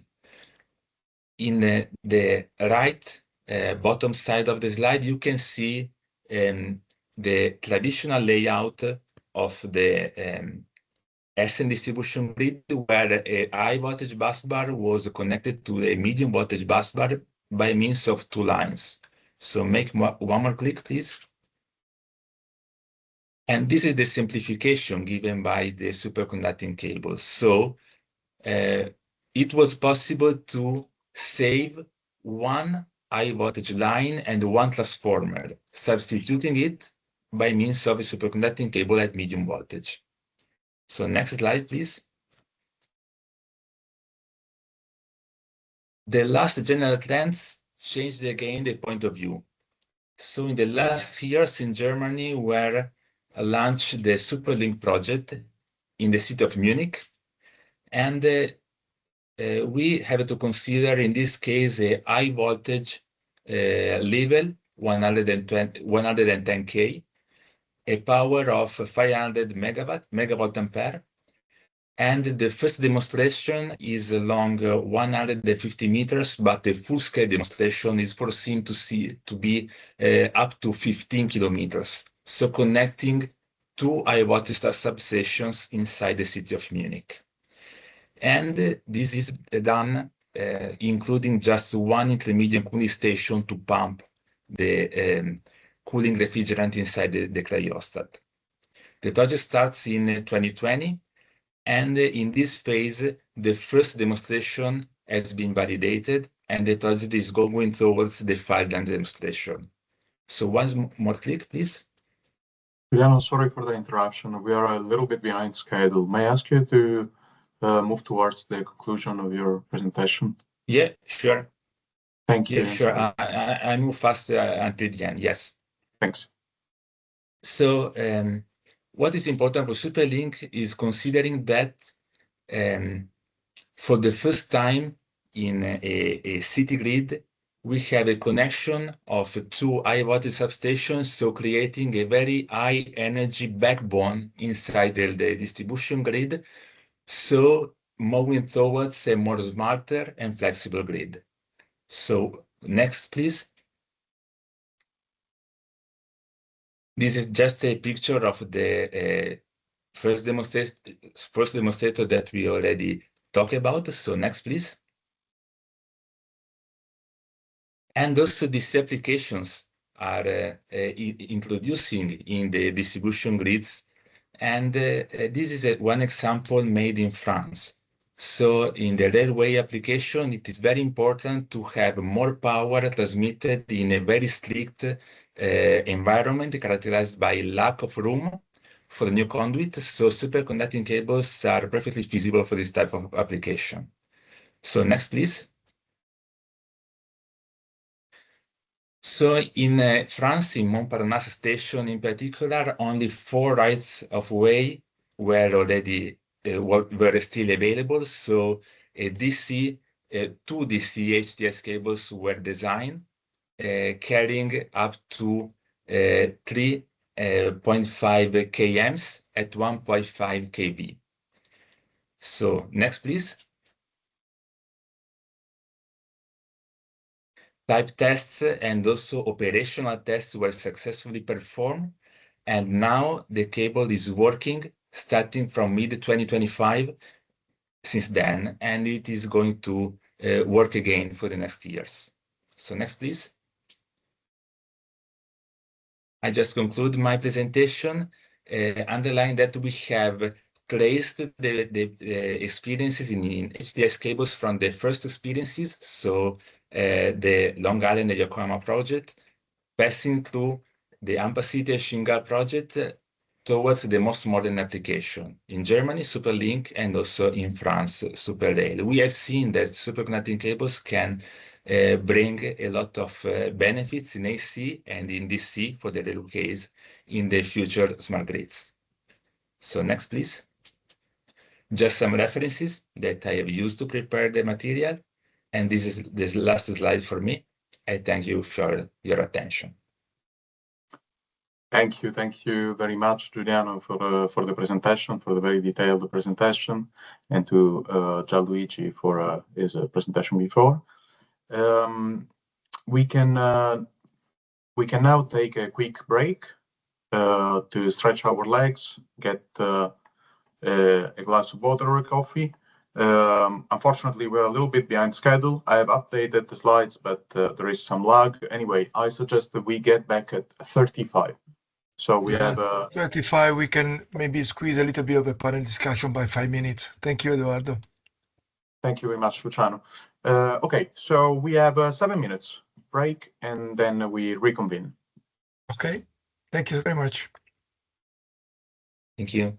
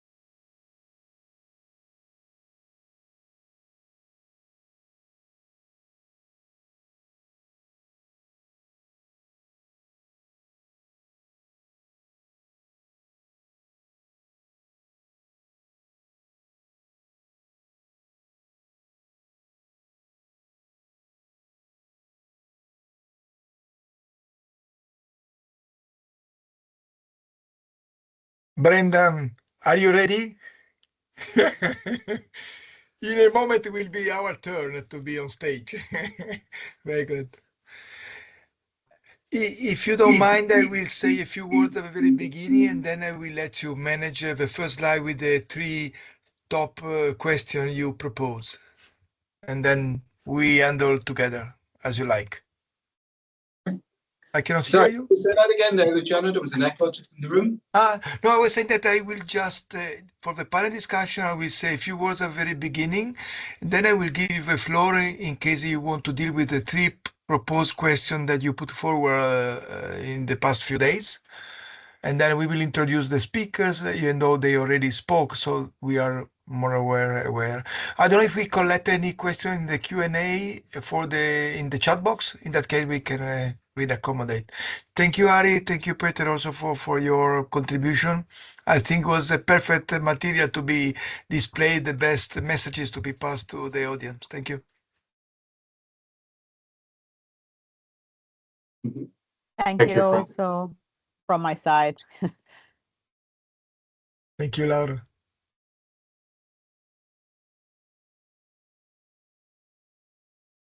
So thank you, Luciano, thank you, Laura, and thank you very much to the IEA presentations received. It's now time to reconvene for the second half of our workshop. There are no questions in the Q&A, just for your information, Luciano, at the moment.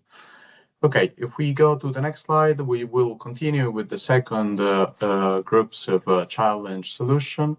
And we will begin with challenge 2, enhancing electricity system security and resilience, with a presentation from Irina Olejnikinova, who is professor at the Department of Electric Energy and research group leader at the Norwegian University of Science and Technology.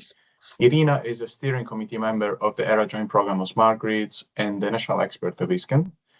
Her research topics include smart grids, power system operation, flexibility and resilience studies, covering mathematical modeling, strategic making, and complementary approach. Irina, please, the floor is yours. Yes, thank you very much. So today my presentation will be focused on enhancing electricity system security and resilience. Please, next slide. Dobbiamo farle con loro se verifica. Sì.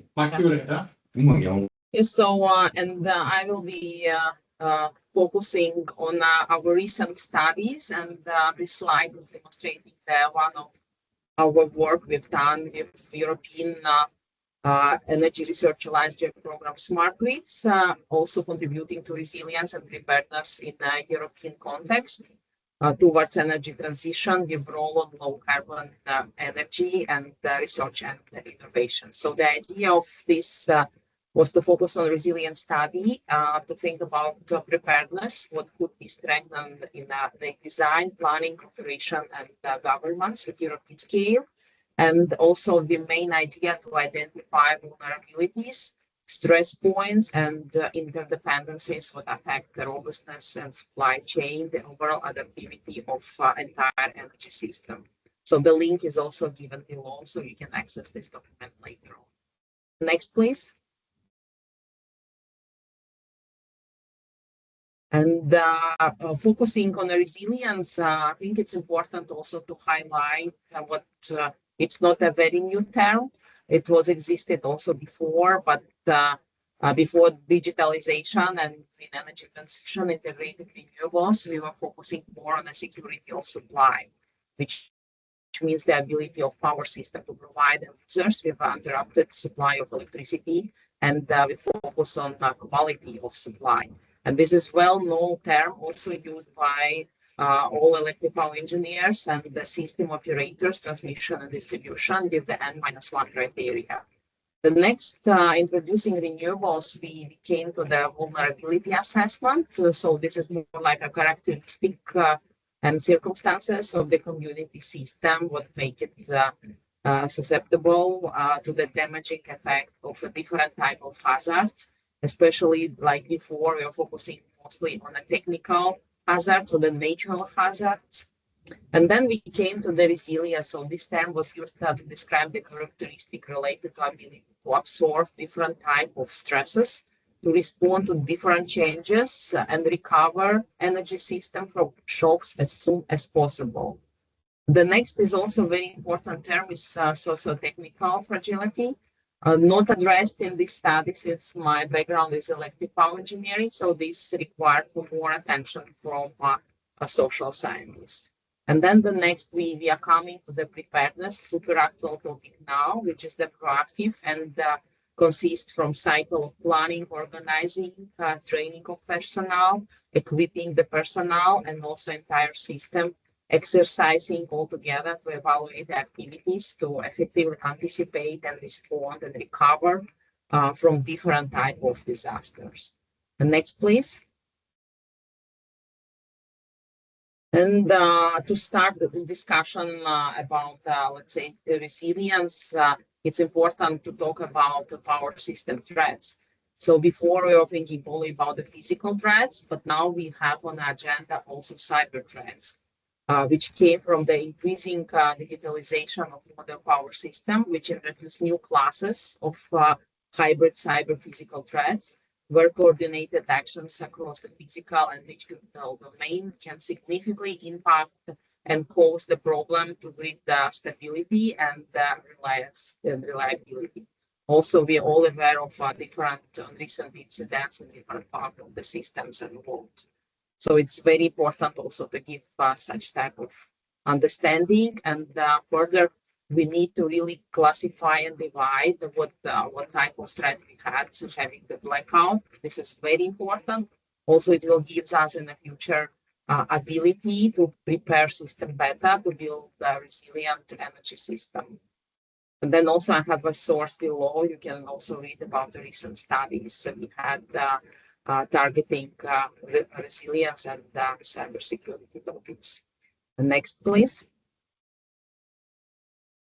And then maybe focusing a bit more on the cyber physical aspects within the cybersecurity topic. It is important also to focus on the different methods, advanced methods, and application and frameworks to address the risk in energy system transmission, distribution, and operation technologies. This would require to assess vulnerabilities as attacker strategies. We need to be prepared, so we need to think ahead what would be the consequences, and also validate experimentally through the criteria and the evaluation of attacks and adversary setups and strategies using the cyber physical test beds in our laboratories in studies. And of course, this all should serve to the protection measures, what we could develop to protect against different type of threats. And of course, for us as a researcher, it's mean to like a new class of threats. We need to always be aware to address the operating system and design protection measures. And for industry, it's important to raise the importance of cybersecurity threats as these, and also emphasize the need to strengthen internal competence and the personal training with different type of the energy system. Next, please. And as the smart grid representative, here I would like to just demonstrate the setup we use. It's based on a smart grid architecture model, ISGAN, which is a standard for the European smart grid analysis, which could represent the real power system with different domains we use, also with the process level, field level, station level, operation level, enterprise, and of course, market level. And of course, not all components within the power system contribute equally to the, let's say, such propagation mechanism to design the protection measures. We know what certain substation communication links and measurement points play a more critical role in maintaining system stability, and are very important also to support observability for all system operators at the transmission and distribution level. Therefore, it is important to identify the high impact nodes and system boundaries, what are essential for prioritizing protection effort and resource allocation. Next, please. And regarding the protection measures, we offer the following circle, starting from the deterrence with the existing standards and regulations, and of course training, which need to be organized at all system levels for all users. Also, maybe for the R&D personnel, do not share the passwords and do not create very simple passwords. What could be the purpose of the attack? The next is prevention. So the risk assessment is very important. Also penetration testing using the different advanced techniques. As well as next is detection. So it's the availability of threats with the intrusion detection system used. And also modeling different data-driven techniques. Also mitigation, so it's the availability threats with different system, again, the model and data techniques. And this is targeting the overall system resilience, understanding the overall placement techniques of where the attacker could place the threat and how it would further develop the entire system and what type of segmentation in the entire power grid may cause. Forensics, so it's the analysis to determine the source and the originator of the attacks, from where it's coming and what type of sources it's using. And at the end, we again getting back to deterrence. So the new standards and regulation would be modified after we complete the circle and we learn the new things also from the attacker perspective. And then again, the training is an important part of this process. Yeah, so next, please. So this is we see as the non-stop activities. And of course, the question is what do we start with and what we can do now. So it's of course important also to discuss the societal need for security of supply in the context of resilience and importance of energy policy and regulation.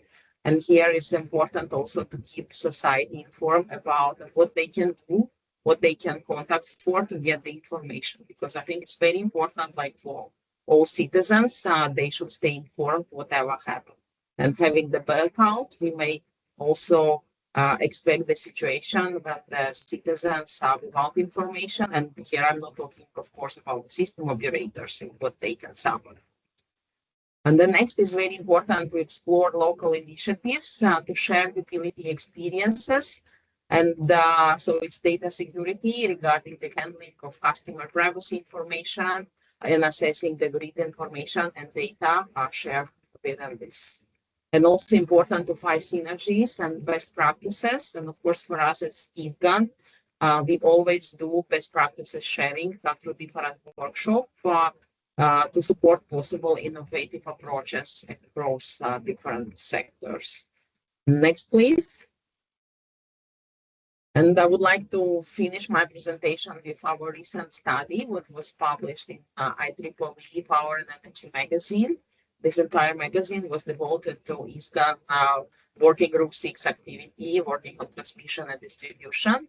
We focus on flexibility for resilience, the bridging the gap between reliability and resilience. So it's also include ISGAN expert articles and views with recent studies, as well as TSO's view on the problem, and also different researcher perspectives from different countries.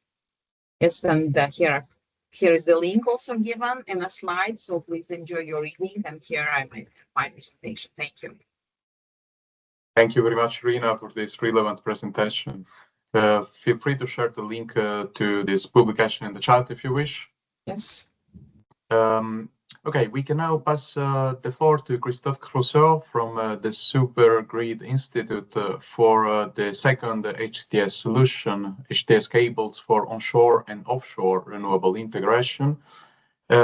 Christophe has been in Supergrid Institute for a long time, since its inception in 2014, where he's responsible for a research group on current interruption of DC applications, as well as AC applications covering gases and vacuum switches. He is a member of various IEC and SIGRE groups in the field of switches. Christophe, please, the floor is yours. Yes, thank you for your introduction, and thank you for listening to this talk. Next, please. I will introduce and share with you the current status of the Horizon 2020 project called Scarlet. that is gathering consortium of industrial and research institute in the field of superconductivity. And the idea is to promote and to demonstrate the feasibility of HTS, superconducting cables, two types of cables, in fact, and also one fault current limiter. Next, please.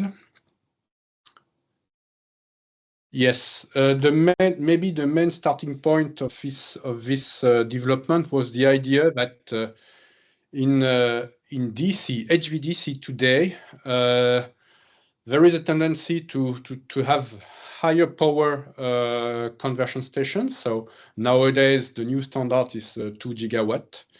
And to do that, they go now to 525 kV DC. So the main bottleneck is the resistive cable, but not only, also the power electronics of the converters is a bottleneck.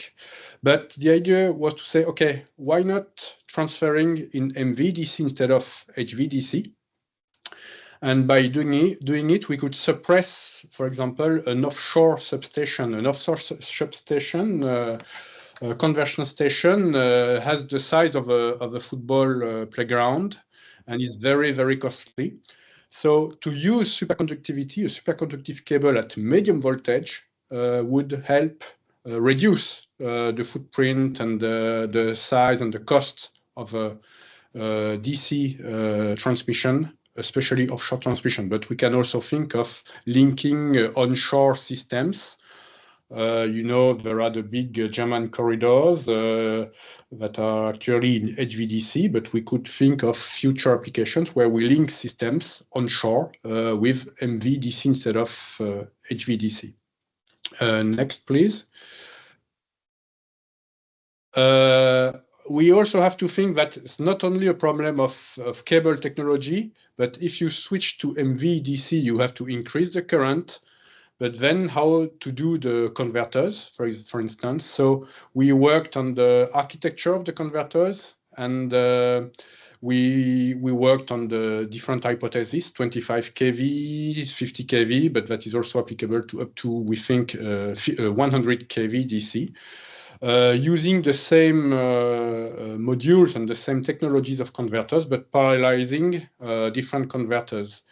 And that by doing it, we can also use this parallelization to implement DC breakers on each line, and we could isolate converters depending on what's happening, the fault that we could happen. This is one side, but if we want to transmit power at medium voltage, especially for offshore wind case, we also have to change the offshore wind conversion concept. Today, offshore wind farms, they export, the output is in AC, 66 or even 132 kV RMS. We would have to change a little bit this converter chain to get directly a DC voltage output so that we can suppress the conversion station. So next.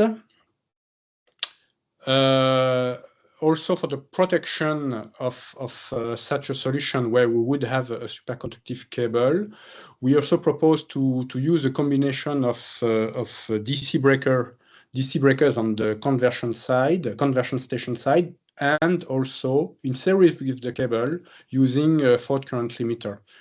In that case, we can see on the right, top right is an example of one of the worst fault cases that were identified. In red, you have the prospective fault current, and in blue is the limited fault current when you use a fault current limiter. So not only you reduce the peak of current, but you also reduce the full duration of residual current, because in HVDC, you will have many cases where you will have a lot of residual magnetic energy that you will have to eliminate. And using a fault current limiter is very efficient to eliminate quickly this residual magnetic energy. On the bottom right is a comparison of the, let's say, the limited currents, whether you use one type of cable, that is the HTS cable, cooled with nitrogen, or you use a MGB2 cable cooled with hydrogen. And the results are rather similar. In both cases, you can apply the same protection philosophy, and it gives roughly the same protection level and same limitation of current. Next, please. Here is an illustration of the HTS cable. So the picture on the right is the choice that was made for the demonstrator, with one way in and another way for the return. This is designed to manage up to 100 kV, so not only limited to 50 kV, but 100 kV. That means that it's designed for 2 gigawatt. And it's applicable for onshore as well as offshore. So for the offshore application, you will need to demonstrate the pressure withstand of the cryostat, but you don't have to do for the onshore application.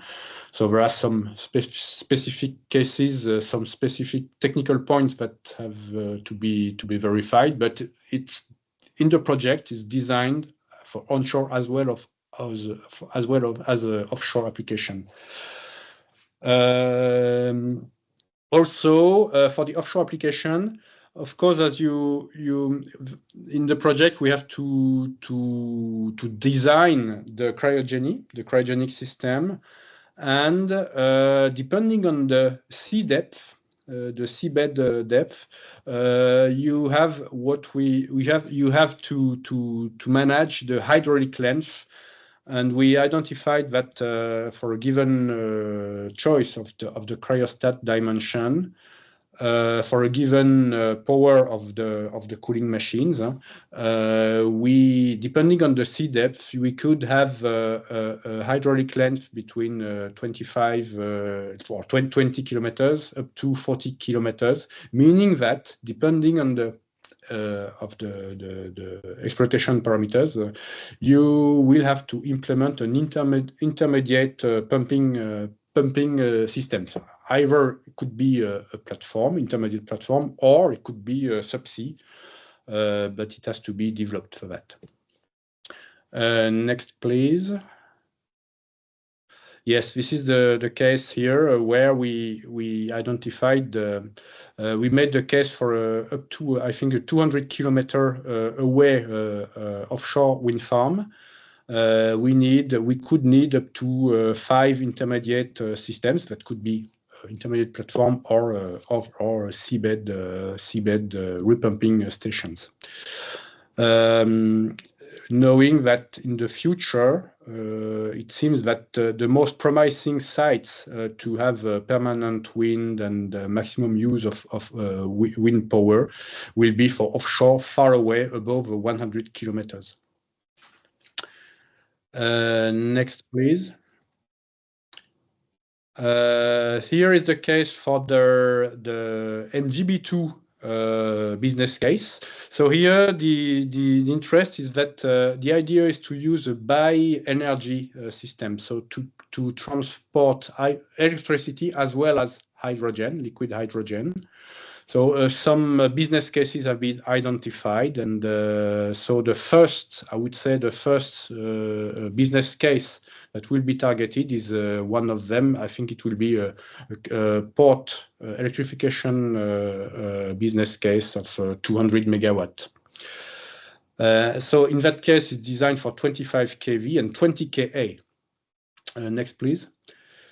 Christophe, sorry for interrupting. We have a limited time. May I ask you to approach the conclusion of the presentation? Yeah, just here the status of this MGB2 cable. The core has been designed and winded. The next step will be to wind the isolation. Next, please. Also, there have been a lot of dielectric studies and experiments because it's using LH2 instead of LN2.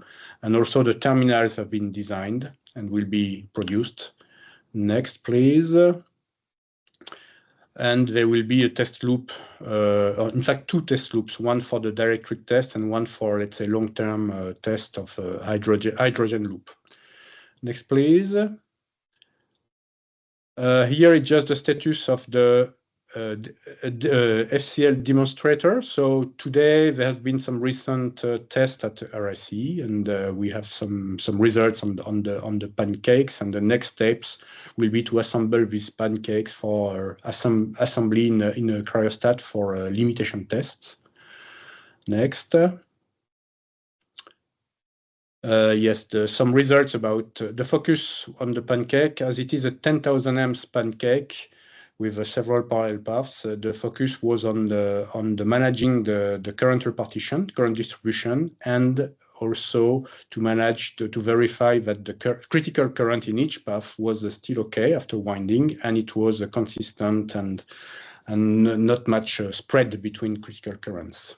And next, please. Yes, we arrived to the end. So yes, there's been many design studies for the two kinds of cables. Now they enter in the design is closed, I would say, and now they're entering in the prototyping phase and purchasing and assembly phase. They're also in the project. There are economical aspects also linked to some business case that have been identified. So these are important studies. Yes, the first business case for MGB2 combined with LH2 is around 200 megawatt. That is already something. One also important aspect for the acceptability is about standardization. And before standardization, there's been the creation of a SIGRE working group dedicated to DC, HVDC superconductive cable testing. So it's very important to have this group created now. To make it feasible, we also investigated converter topologies and windmill conversion chain topologies. And yes, now cable demonstrators and FCL demonstrator are on the way. And the end of the project is expected in December 2027, next year. Thank you very much, Christoph, for the comprehensive presentation. We needed to move on just because we have accumulated some delay, and we have still a few presentations and a final discussion afterwards. Thank you again. We will go ahead now with the final couple of challenges and solutions, with the presentation of the third challenge on integrating large loads, maximizing grid utilization and hosting capacity, from Antonio Iriceto. Antonio works in international operations at the Italian TSO, Terna Red Italia, and is a senior expert on energy transition, innovation, and power systems. Antonio is the EDIPSNet chair and Italian alternate in ISGAN, and is also engaged in NSOE and SIGRE. Antonio, please, the floor is yours. Thank you, and we can go to the next slide. So there are several grid challenges that can be properly addressed by the superconductor cables. Well, some we have seen, so we'll go fast on this. There is a scarcity of space, of corridor, but also scarcity of acceptance, especially in areas with very dense loads. So we are talking about cities, metropolitan areas, and in general also in industrial areas. So there we find limits which are physical, like thermal capacity, especially in soil which can become very hot, or also in electrical type short circuit current, or just plainly limitation of space. So physical, but also public opposition constraints, limit overhead lines, but also nowadays underground cable. So this can be seen also in a more general sense, that there are local bottlenecks that need to be relieved. So, for example, placing corridors, embedded superconducting connection between two substations, so to relieve a specific local congestion, and preventing very costly redispatching, and improving stability. All these are the challenges that grid operation, but also grid planning are encountering today. Also controllability of voltages, as we have seen, and currents, especially if we pair with effects or other HVDC system. Or just plainly, we need means to avoid or defer grid expansion. In the next slide, we can see that other challenges are bulk transmission from renewable sources, which are located where the main source is more abundant, to load areas, which tend to be not in the same location. So in this case, the superconducting can be not a replacement, but more a complement to other traditional lines, either AC or DC, or even underground cables. And also, we come more to the focus of this presentation.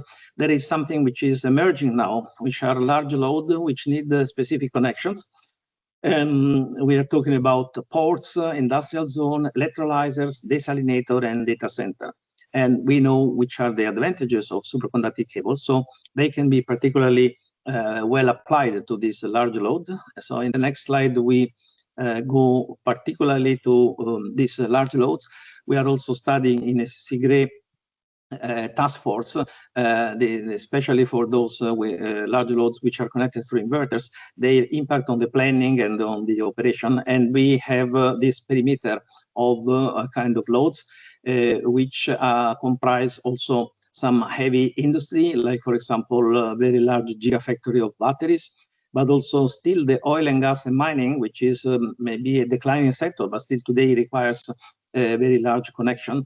And also mega charging of electric vehicles, like big hubs on the big motorways.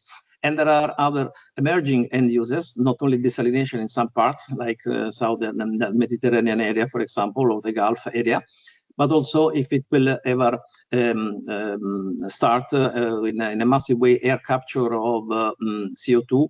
And what is already a reality is port and port electrification. So in the next slide, we see that to all these large loads, we need a new solution. And we take one paradigmatic case, which is data center, which is becoming very much high in agenda on all grid operators now. The hubs of data center, you can see here a map worldwide and one in Europe, tend to be associated with the hubs of the communication infrastructure.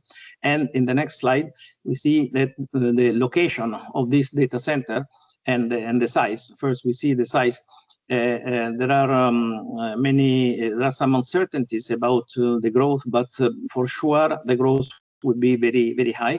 This is limited to Europe, this slide, but you can see that in most countries the growth will be very high not in the medium term. This is in short term. So in the next 4 years, we think that more than 50% increase in demand will take place.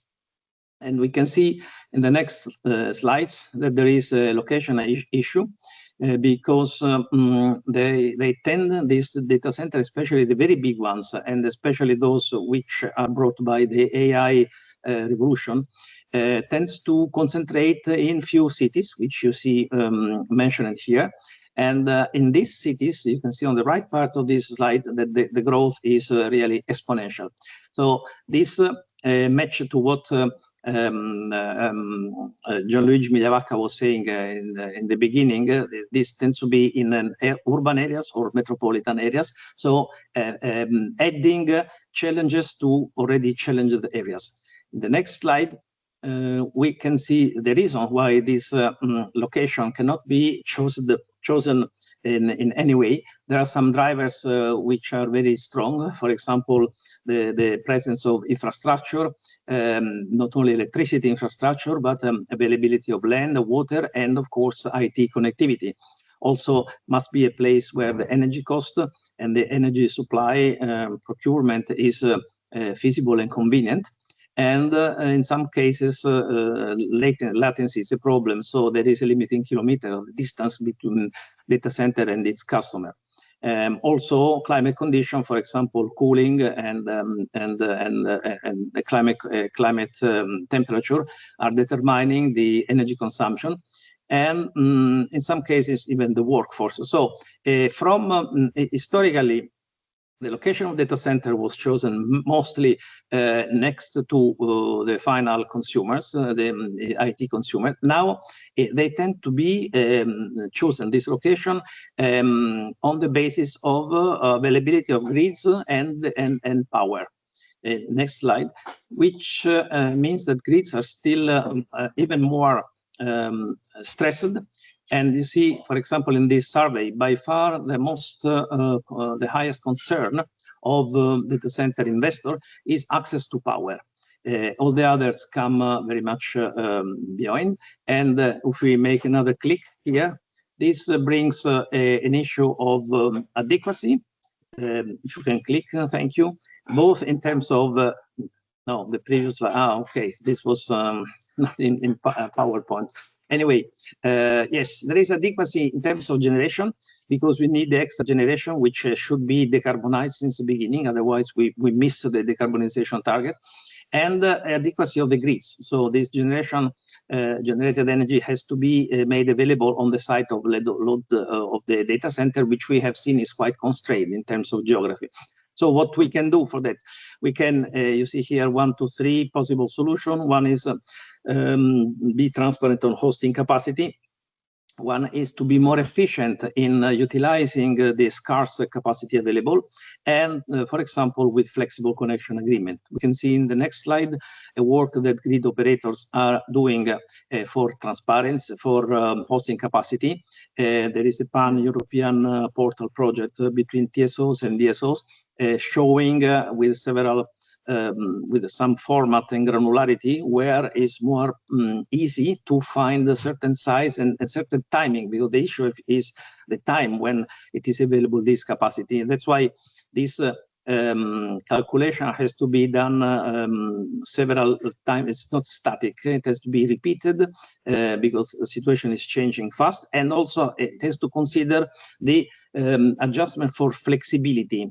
Otherwise, we would be too conservative. So in the next time, behind the capacity, we see that the flexible connection agreement, which is another important point, can be in the most simple case static, that is predetermined on a year-long basis time window when some limitation to the available capacity is given. But this may not match the real needs, which are changing seasonally, daily, and even hourly. So actually, the flexibility of connection agreement should be dynamic, so triggered by the grid constraints, which are changing. You can make forecast in grid constraint on a weekly or even a daily or even hourly basis. And the final point is to have a generation inside the data center using generation, but also the storage they have anyway, but just for backup reasons, to provide less withdrawal of energy, so less stress to the grid. And like this, in the next slide, we arrive to a sort of concept of virtual power plant. This is something which I show just as a by now still theoretical approach, but for example, in the United States is already taking place in some circumstances. That is the backup and the generation and the generation and the storage, which are now there only for backup and for emergency and for continuity of service, can be transformed, but in the design phase, and not when it is already designed and in operation, to be also grid friendly, grid supportive. So to match the two different perspectives of data center and TSO, especially for what regards load ramp control, because this data center tends to be variable very quick in time, and continuously, also almost in an electric way, and in particular the fault ride through, avoiding that they switch to their internal UPS and then back to the grid, causing larger stresses to the grid. So from traditional data center, they can become resources for the whole grid. And I think the time is precious, so I will stop here. Thank you. Thank you indeed. Thank you very much, Antonio, for the very relevant presentation and for the effort to condense as many information as possible in your presentation. We now can move on to the last presentation prior to the panel discussion, which will be the last challenge on the HTS technology applications for sustainable data centers, from Peter Feldman from QTD Systems.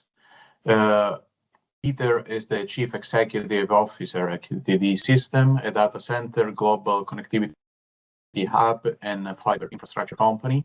He has over 20 years of experience in data centers development, operations, management, and design, with a focus on implementing energy efficient, high technology. Peter, please, the floor is yours. May I share my screen? I added a couple of slides that I think are pertinent after everybody's presentation. Is that okay? Yes, please go ahead. Just be mindful of the time. Yeah.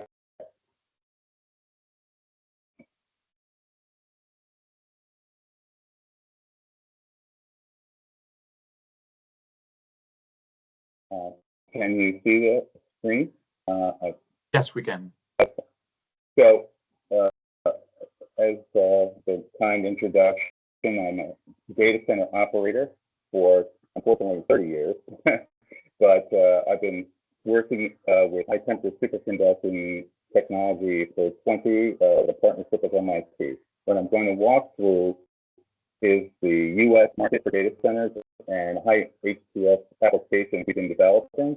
And I'm going to walk through 2 actual projects for engineering to walk through a lot of the hurdles we've been discussing and the application. So I'm sure you've all seen this type of situation where, you know, we've got miles of cable, and we're all discussing sustainability or lack of resistance, but also the hurdles to adoption, because as we've all discussed here, there have been successful tests with grid and microgrid operators, but adoption has been slow. And I think most of you who've been working with governments and everything understand that some of the adoption hurdles are the cryogenic system, lack of understanding, capital investments, and commercialization technology available components for the entire superconducting, let's say, infrastructure like fault limiters, training to work on it. And then we have now what's happened very quickly is a new window of opportunity because of AI and grid demand. And I'm sure you've all been very aware about, in the United States, we're actually getting to the point where people are protesting data centers, canceling AI campuses because of grid insecurity and for the utilities to provide that kind of power. So I thought what's pertinent with the new slide is to show you this is the projected data center based on demand letters and load letters for the United States. So at the left presenter was showing, by country, 1.5 gigawatts or whatever.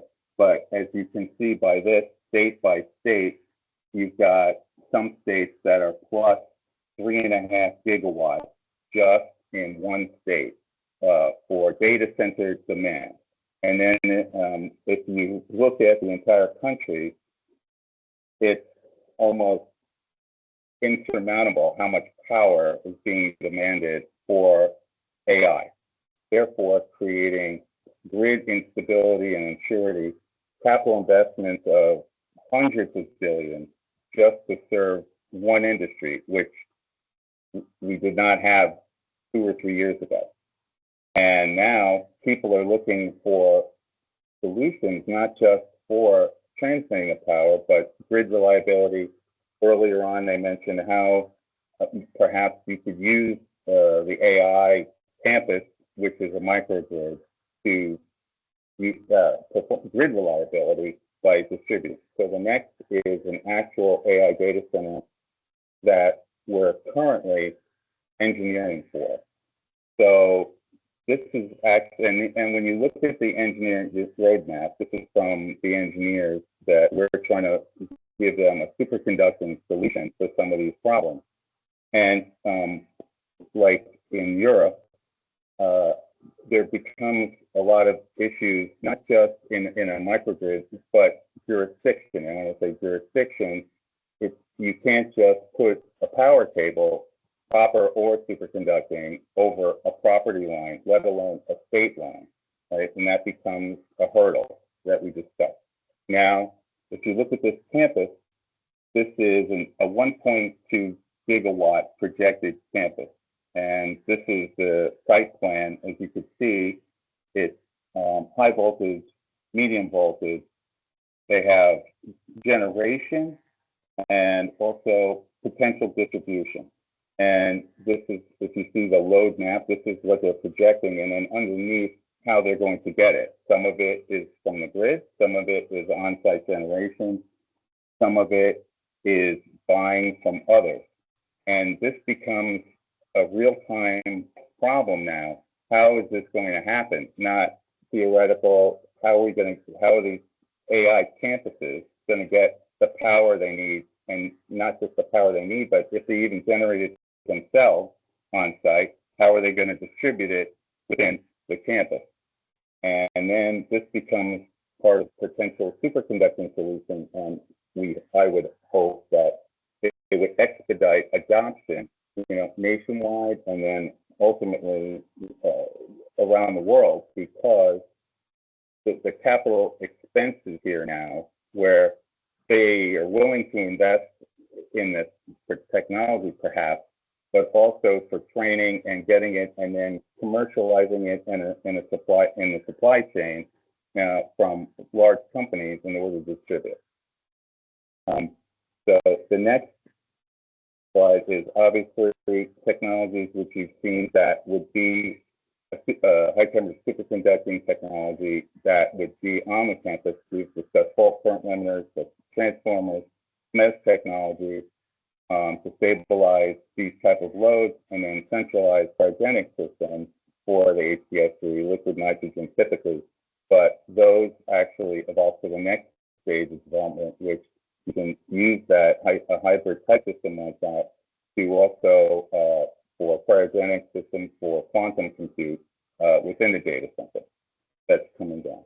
The next slide here is a second, and I'm sorry if it's hard to see, but this is actually another campus that we're engineering superconductivity for. And it was actually, the design is to solve a different problem, an environmental problem, where a lot of this campus, this is extremely large campus, maybe, I'm sorry, I'm trying to convert 8 US acres, but it's 1,000 acres. But a lot of the campus is on a wetland, right? And it's also near some other things, and it has nothing to do with energy efficiency or another. It's like the subsea cable superconducting. You can put the superconducting cable underwater, under a wetland, and it won't cause an environmental problem because you can just put a directional bore underneath the wetlands, which is a sanctuary, and there will be no RF emissions and things like that. So it became a new benefit to discuss, where sustainability, and it's actually environmentally sound compared to putting a high tension, high voltage power lines overhead, or trying to put them in duct underneath the wetlands, which obviously would be a problem. As discussed earlier, covering up copper in water also creates a problem, right? So we have, hopefully, if you could see this, the discussions are how far these lengths are approximately 1 kilometer each. And then to distribute, you see these are, I would say, 20,000 square meter data center buildings. So you're bringing in different types of voltages as well, right? So the cabling system you're developing, and this is something that I've seen where you're not having, besides the utility voltage, let's say of 138 kV, and then the design of the campus, as brought up earlier, could be a 34.5 kV MV distribution down to 13 kV around the campus, so these feeds then into a building at 480 volts, right? And then we have the next stage inside the buildings, which could be HVDC or other technology. And we're getting, it becomes, unfortunately now, or fortunately, to move the ball forward for superconducting, is that the race to get your AI online, they're willing to take bigger risks and make capital investments in this technology, hopefully. So, sorry, Peter, for the interruption. May I ask you to move towards the end? We just have a little time left, unfortunately, for the panel discussion. Well, I could skip the last slide and thank you. And then let's just go first. I'll hand over the screen and hold on. There we go. Okay, thank you so much for the presentation, and sorry for the abrupt interruption. Maria, you can share the master slides back on. We would like to leave some room for the panel discussion with all the speakers that we have foreseen at the start. Just bear with us a few moments to allow the time to go to the final session. The panel will be moderated by Luciano Martini, who is ISGAN chair, and also with Brendan Reidenbach, who is the an energy analyst in the Office of the Energy Efficiency and Inclusive Transition at the IEA. Is also a desk officer for ISGAN. He specializes in power systems, integrating distributed energy resources and digitally enabled technologies and monitoring energy demand. Luciano, please, I leave you. Thank you, Eduardo, for introducing us, especially Brendan, that is now entering into play. I will be very pleased to share the duty to moderate it. This is a short panel because we have a 20-25 minutes maybe to go for. And first of all, I would like to thank all the speakers for a very interesting presentation.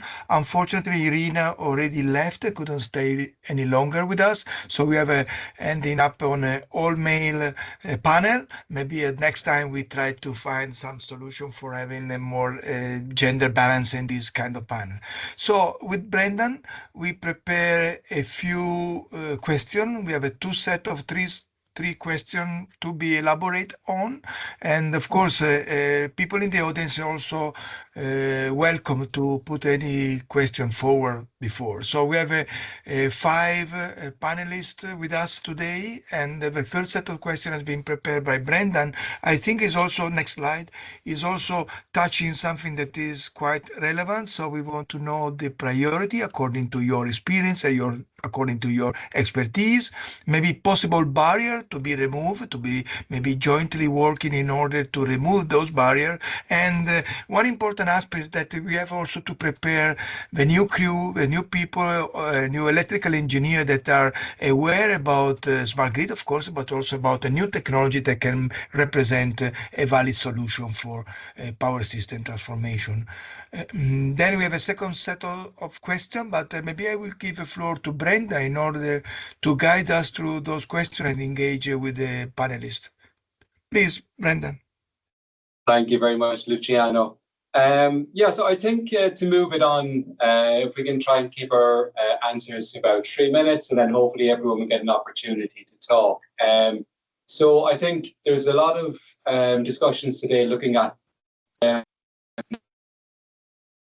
of the various technologies of the superconductive fault limiters, the high temperature superconductors as well, and other aspects of smart grid integration, grid modernization in general. But I think it's worthwhile just taking a little step backwards and taking much more big picture stuff with some of the questions that we're looking at here now. And I might start with Gianluigi, going back to you at the start. When you were looking at the longer term planning perspectives, with a lens of looking through the priorities. There's a lot of competing priorities as we kind of look at the energy trilemma. This is the affordability, security of supply, sustainability.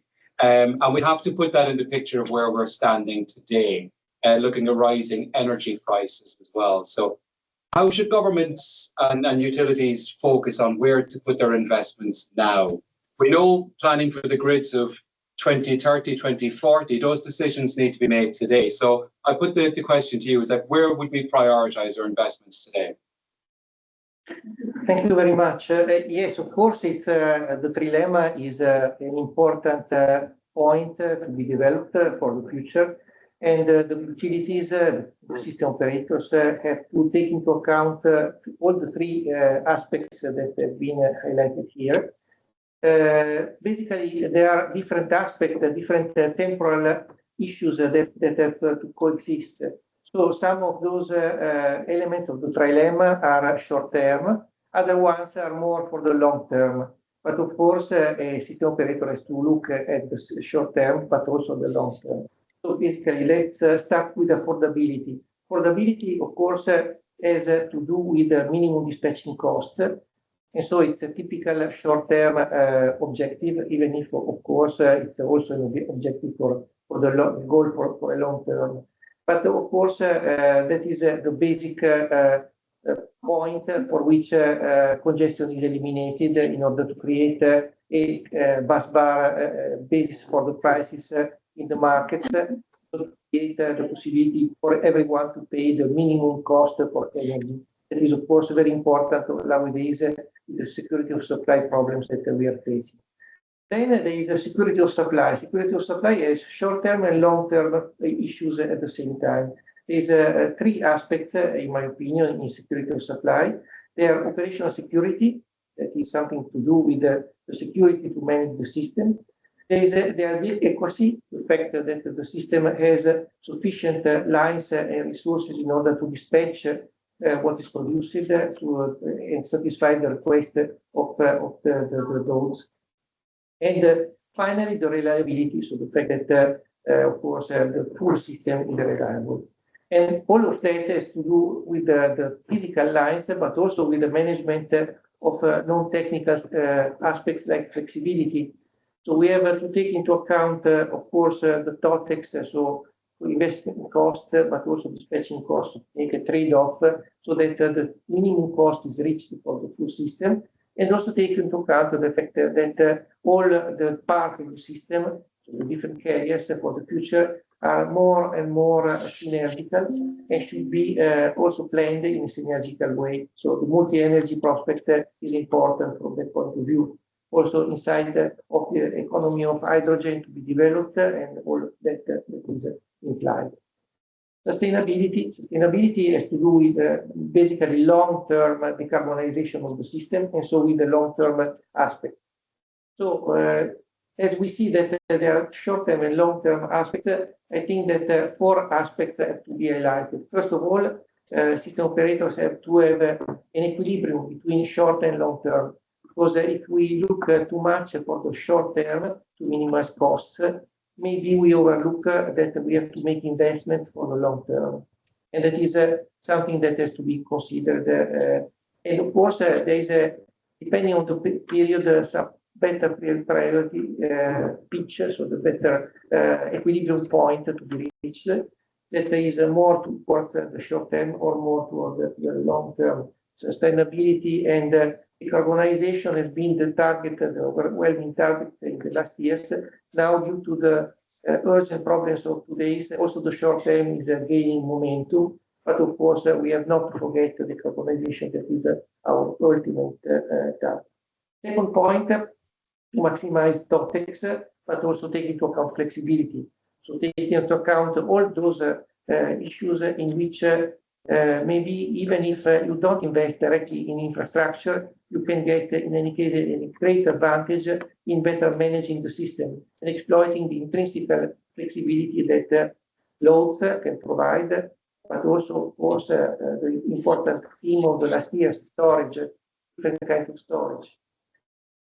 The third point to consider the new challenges are to abate the loads that are to be tackled in future years, carrier integration and data centers that have been mentioned several times. Very interesting speech by Antonio that introduced it very well, this kind of film. Finally, last but not least, of course, we have to target long-term decarbonization. And I think that it's important to have reference scenarios for decarbonization because, of course, we have to consider planning by taking into account reference scenarios for the future. So you have to know towards which direction the system has to be headed to. And depending on that, we have, of course, to understand what is the best path in order to combine short-term and long-term, but of course also the long-term towards decarbonization. Thank you very much. I think you've answered the question in a very complex way, and it shows that it is a complex problem that's overcome. And there's no one way to focus on this, no single priority, but multiple priorities, all with competing forces. So Antonio, I might go to you next.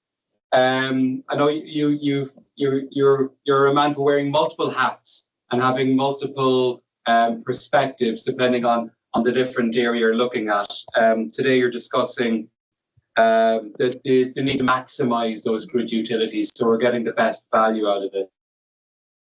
There's also a lot of conversations today about the technical aspects. We know that this is a technology that's at multiple stages of technical readiness. You know, some bits are proven, other bits are still under development. But if we look at the non-technical barriers, what else are standing in the way when we're looking at the issues of the finance, of regulations, of what governments are actually really running up against when we're looking at modernizing power systems? I was wondering if you maybe expand a little bit on what you think is what is needed in those. Yes, thank you for this. Well, first, let me say, I work in the transmission grid system, and the grid, in particular transmission grid, they are a priority for investment for a number of reasons. The ones mentioned here, security of supply relies on both things, adequacy of generation, but also adequacy of transporting the energy where it is needed. So, and grids are typically one order of magnitude less investment heavy than generation or even storage. So typically, when you make calculation in planning of a wide area like we do in Europe, at European level, the investing in grid is often the most cost-effective way to secure the supply. And this also contributes to affordability because the cost of the grid typically is still a small fraction of the overall final cost to the end user. And of course, grid also help and support sustainability because the CO2 reduction has to happen with optimizing the resources where they are. And so shifting energy in time with the storage, which is still a bit expensive, and shifting energy in location that we do with the grids are the two mainstream which still have to be there. In terms of barriers we are mentioning, well, for sure, there are many technical barriers, especially for the topic of today, for these superconductors. But in general, we can say that economic barriers, maybe they are not so much there because typically the investment in the grid, as I was mentioning, are the most cost effective. But financing can be actually a barrier because we are talking of very large investment on the size of the billions. Because this is the cost of high capacity or long distance connections, especially if we go to technologies like the superconductors. So financing maybe could deserve some de-risking support, and this is a barrier which public decision makers or public authorities, regulators in premise, could do, de-risking the financing issue for the high capex. Also, regulation is there. Just an example: if in urban center or in industrial area, you substitute an high voltage link with a medium voltage, because conductor has 10 times more power and current, and then you hit a limit that in many countries the distinction between transmission and distribution is based on voltage level, and so you cannot anymore operate this link in medium voltage just because it is below the threshold. So this is a typical regulation which was not, which becomes obsolete when this threshold of voltages is challenged by technologies like superconductor. And also the role of superconductors in general should be seen if it is a niche, multiple niche, or it is a different foundational one. So this kind of barriers should be addressed. For sure, the skills which are mentioned here, these are a big problem in general for the energy transition. I don't know so much in specifically on the superconductors. In general, we have scarcity of skills in the energy generation, but also in management of very complex systems. And at all levels, we need researchers, we need technologists, because in superconductor we still need to fine-tune the technology to the final use, but also specialize the workers, and in general going back up to the educational system. Thank you. Thank you very much, Antonio. Again, it's multiple-pronged approach as we're looking at the finance. How do we pay for these huge investments going forward? How can it avoid those issues where we're contributing to affordability rather than help drive efficiencies and achieve much more affordable bills for all customers going forward? And I think you touched on a piece there just at the end when we look at the skills. And Peter, I might go to you next then. You're a rare commodity in the session today, because you're bringing a lot of private sector experience to this. And looking at the skills question right now, particularly we see the growth of these technical sector, data centers, much more needing for IT skills going forward. Are we doing enough collectively to make sure that we have those next engineers, the policymakers, who are fully informed in order to prevent some of these barriers from occurring in the future? Well, actually, we're having this discussion we're at another conference about this for superconductivity, and it's, unfortunately, we're all aware that it's not a very wide field, also like quantum, and so there's also overlap in demand for organic understanding besides electrical engineering and material sciences and the other portions we need. And it's how do you attract, the people that to get into it as a science, right? Because like any other engineering or science, there's a certain cachet, or at least a certain hope in the future that will lead to long-time employment, which has actually had a hiccup, at least in the United States, the last year, because as we all know, a lot of the core science that we're using now came through every country's like grant science programs as well, which also are tied to the university system, domestically here in the U.S. and everybody else's home country there. And so it's, I feel like the missing link right now perhaps is some kind of marketing campaign to get people interested for long-term sustain, because it is very difficult to get people that to be interested in this at the student level and the undergrad level and then the master's level to have a supply chain of science for engineers. That's what I've been finding. Exactly. No, there are still challenges on building those skills, and I think one of the challenges is knowing what the skills of tomorrow will require, because those need investment decisions today to start getting our educators informed and and having them involved in these long-term strategies that are needed. Next, I think Christophe will go to you, and I think we're running a little bit short on time, so I think we can just keep the answers a bit succinct.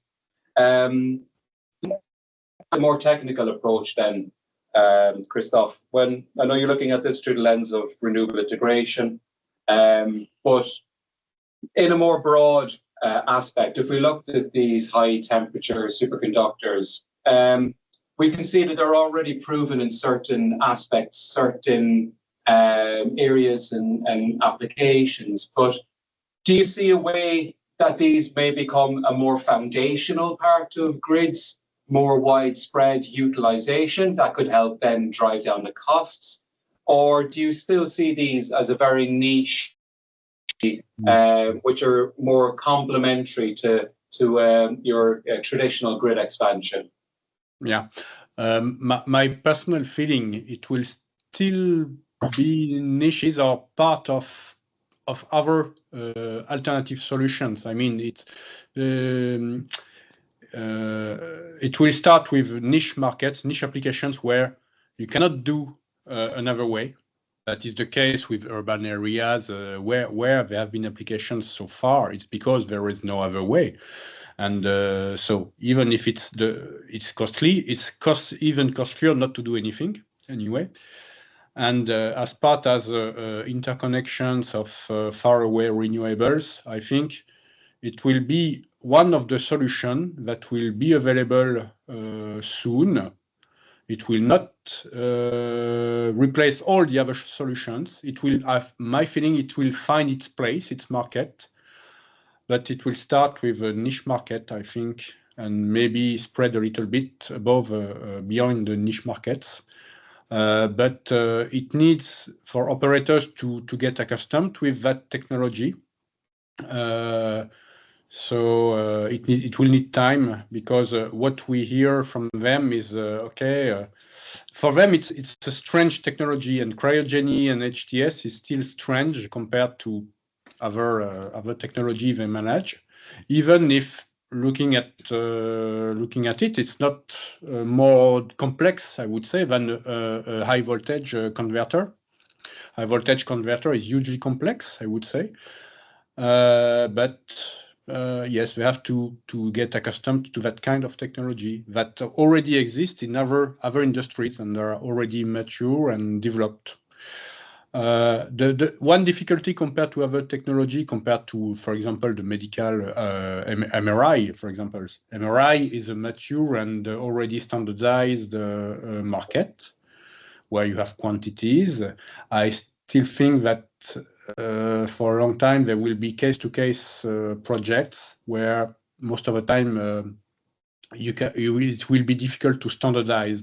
So it will be difficult to get cost reduction because of standardization.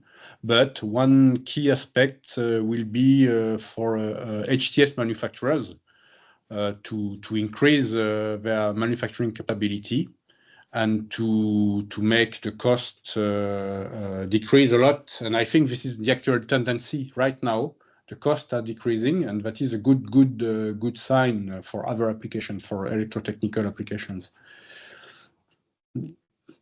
Thank you very much. And now, last but not least, Giuliano, in your research, you focused a lot on the urban environments and the applications of HTS solutions there. And no pressure, but it's a big question. But you need to decide now, out of policy, investment, or standardization of looking at HTS systems and how to encourage deployment or to encourage more knowledge sharing, which of these would you think is much more important to look at? So that's the policy side, the investment, making sure that the money is available, or making these more standard, that they're more easy to access. Okay, so from my experience, I think that one of key words for deployment of HTS equipment is now standardization. From my experience, I know that there are already available a lot of standards concerned with measurement or measurement methodologies, but not standards about the equipment. So the number of equipment standards is very, and this is a very difficult hurdle to overcome.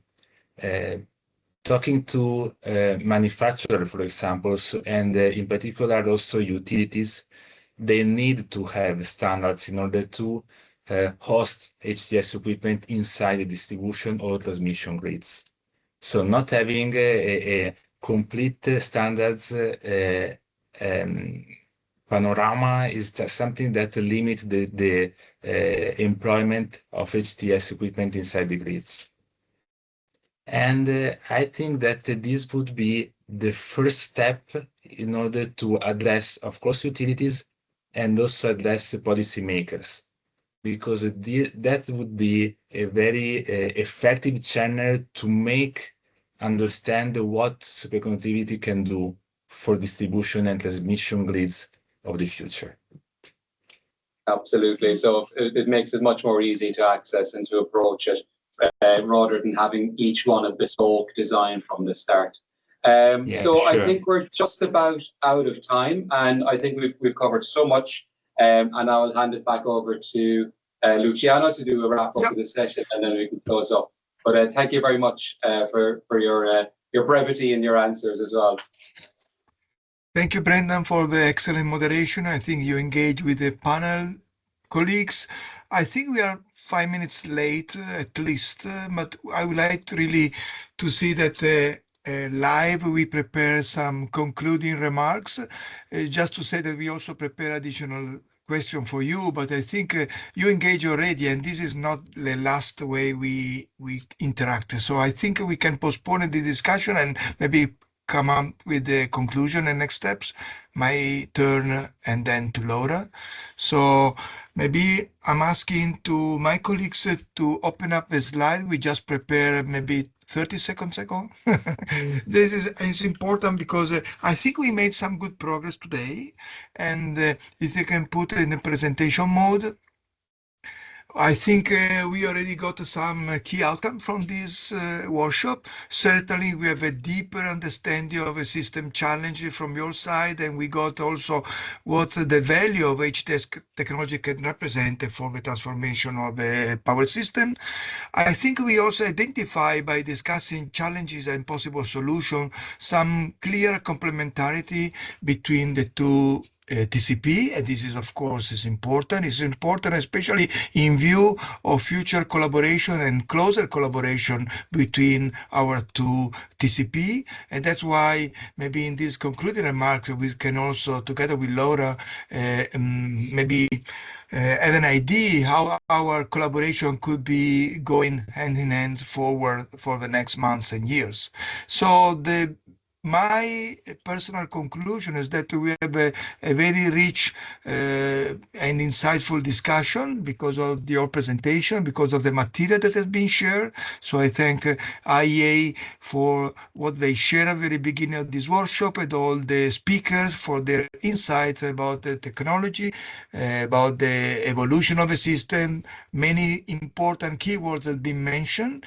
New loads, large loads as data centers being repeatedly reported by several of you, and also the grid expansion challenge, especially in urban areas, has been recognized as an important aspect that we can be working together.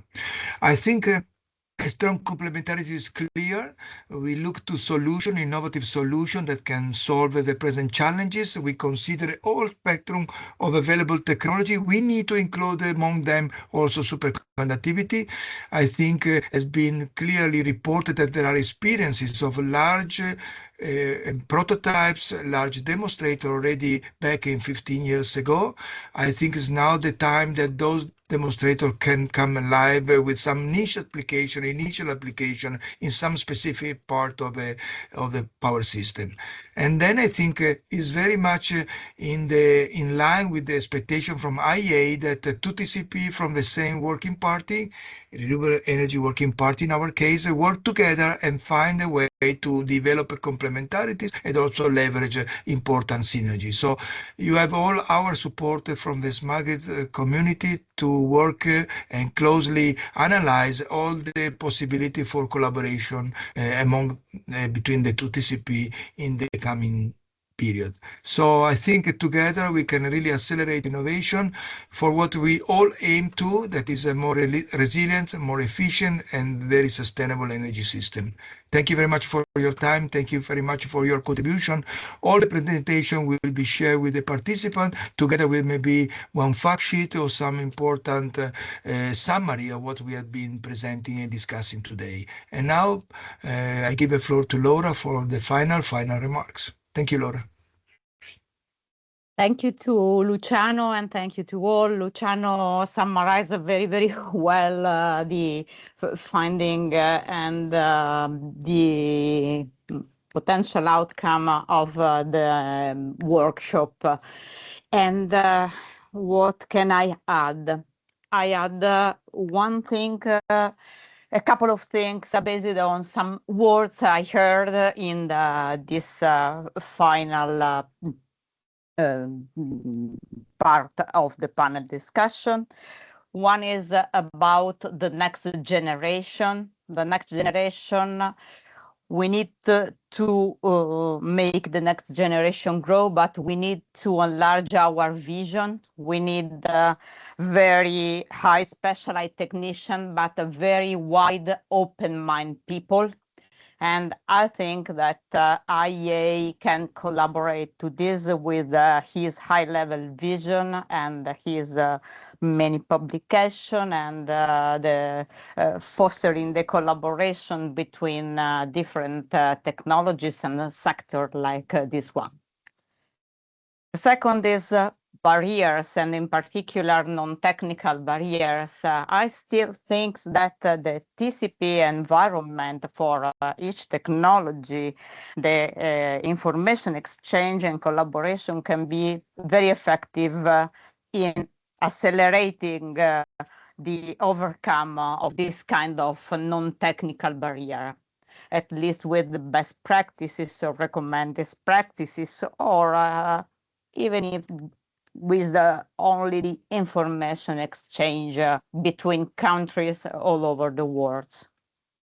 And so I want to say as last remark that it is only the starting point. This also to form common languages between all the scientists inside the IEA Renewable Working Party, and this can help also to have a higher level of understanding each other and fostering the collaboration.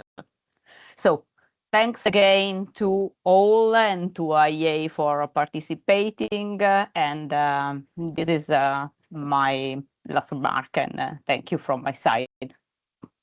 Thank you, Laura. Since in the end we finish with 3 minutes ahead of time, can you make a kind of family picture that everybody that is willing to can open the camera and take a picture just for a good memory of this workshop that, as I said, it could be the first of many. I think if we are all together, we can maybe take this picture, and then this is just to witness all the participation. Thank you to all of you.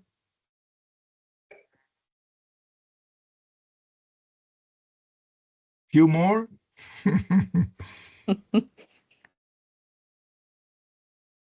Excellent. Thank you all. Thank you also for being connected from far away, from Japan, from US, and from Europe, of course. So thank you for your time. Thank you. Thank you. Thank you. Thank you very much. Bye. Keep in contact. Bye. Bye-bye. Have a nice Bye-bye. evening. Have a nice day. Goodbye. Thank you. Bye-bye. Bye. Hi, Vicky. Thank you. Hi, Luciano. Bye.